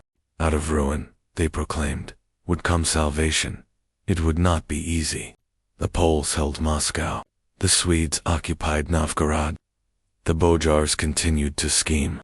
But in the countryside, a movement was forming, not led by nobles, but by ordinary Russians, by butchers, blacksmiths, monks, and Cossacks. From their suffering, a new fire was kindled, one that would forge the beginning of a nation's rebirth. For now, however, Russia remained under the shadow of foreign rule. The Kremlin was in Polish hands. The throne of Ivan the Terrible was empty, or worse, stolen, and the question echoed across the land. Would Russia ever rise again, or had the dynasty of Rurik and the dream of Muscovy perished forever? The answer would come soon, in blood, fire, and the unlikely heroism of a people who had nothing left to lose. What you've just witnessed is only a glimpse into the darkness that shaped our world.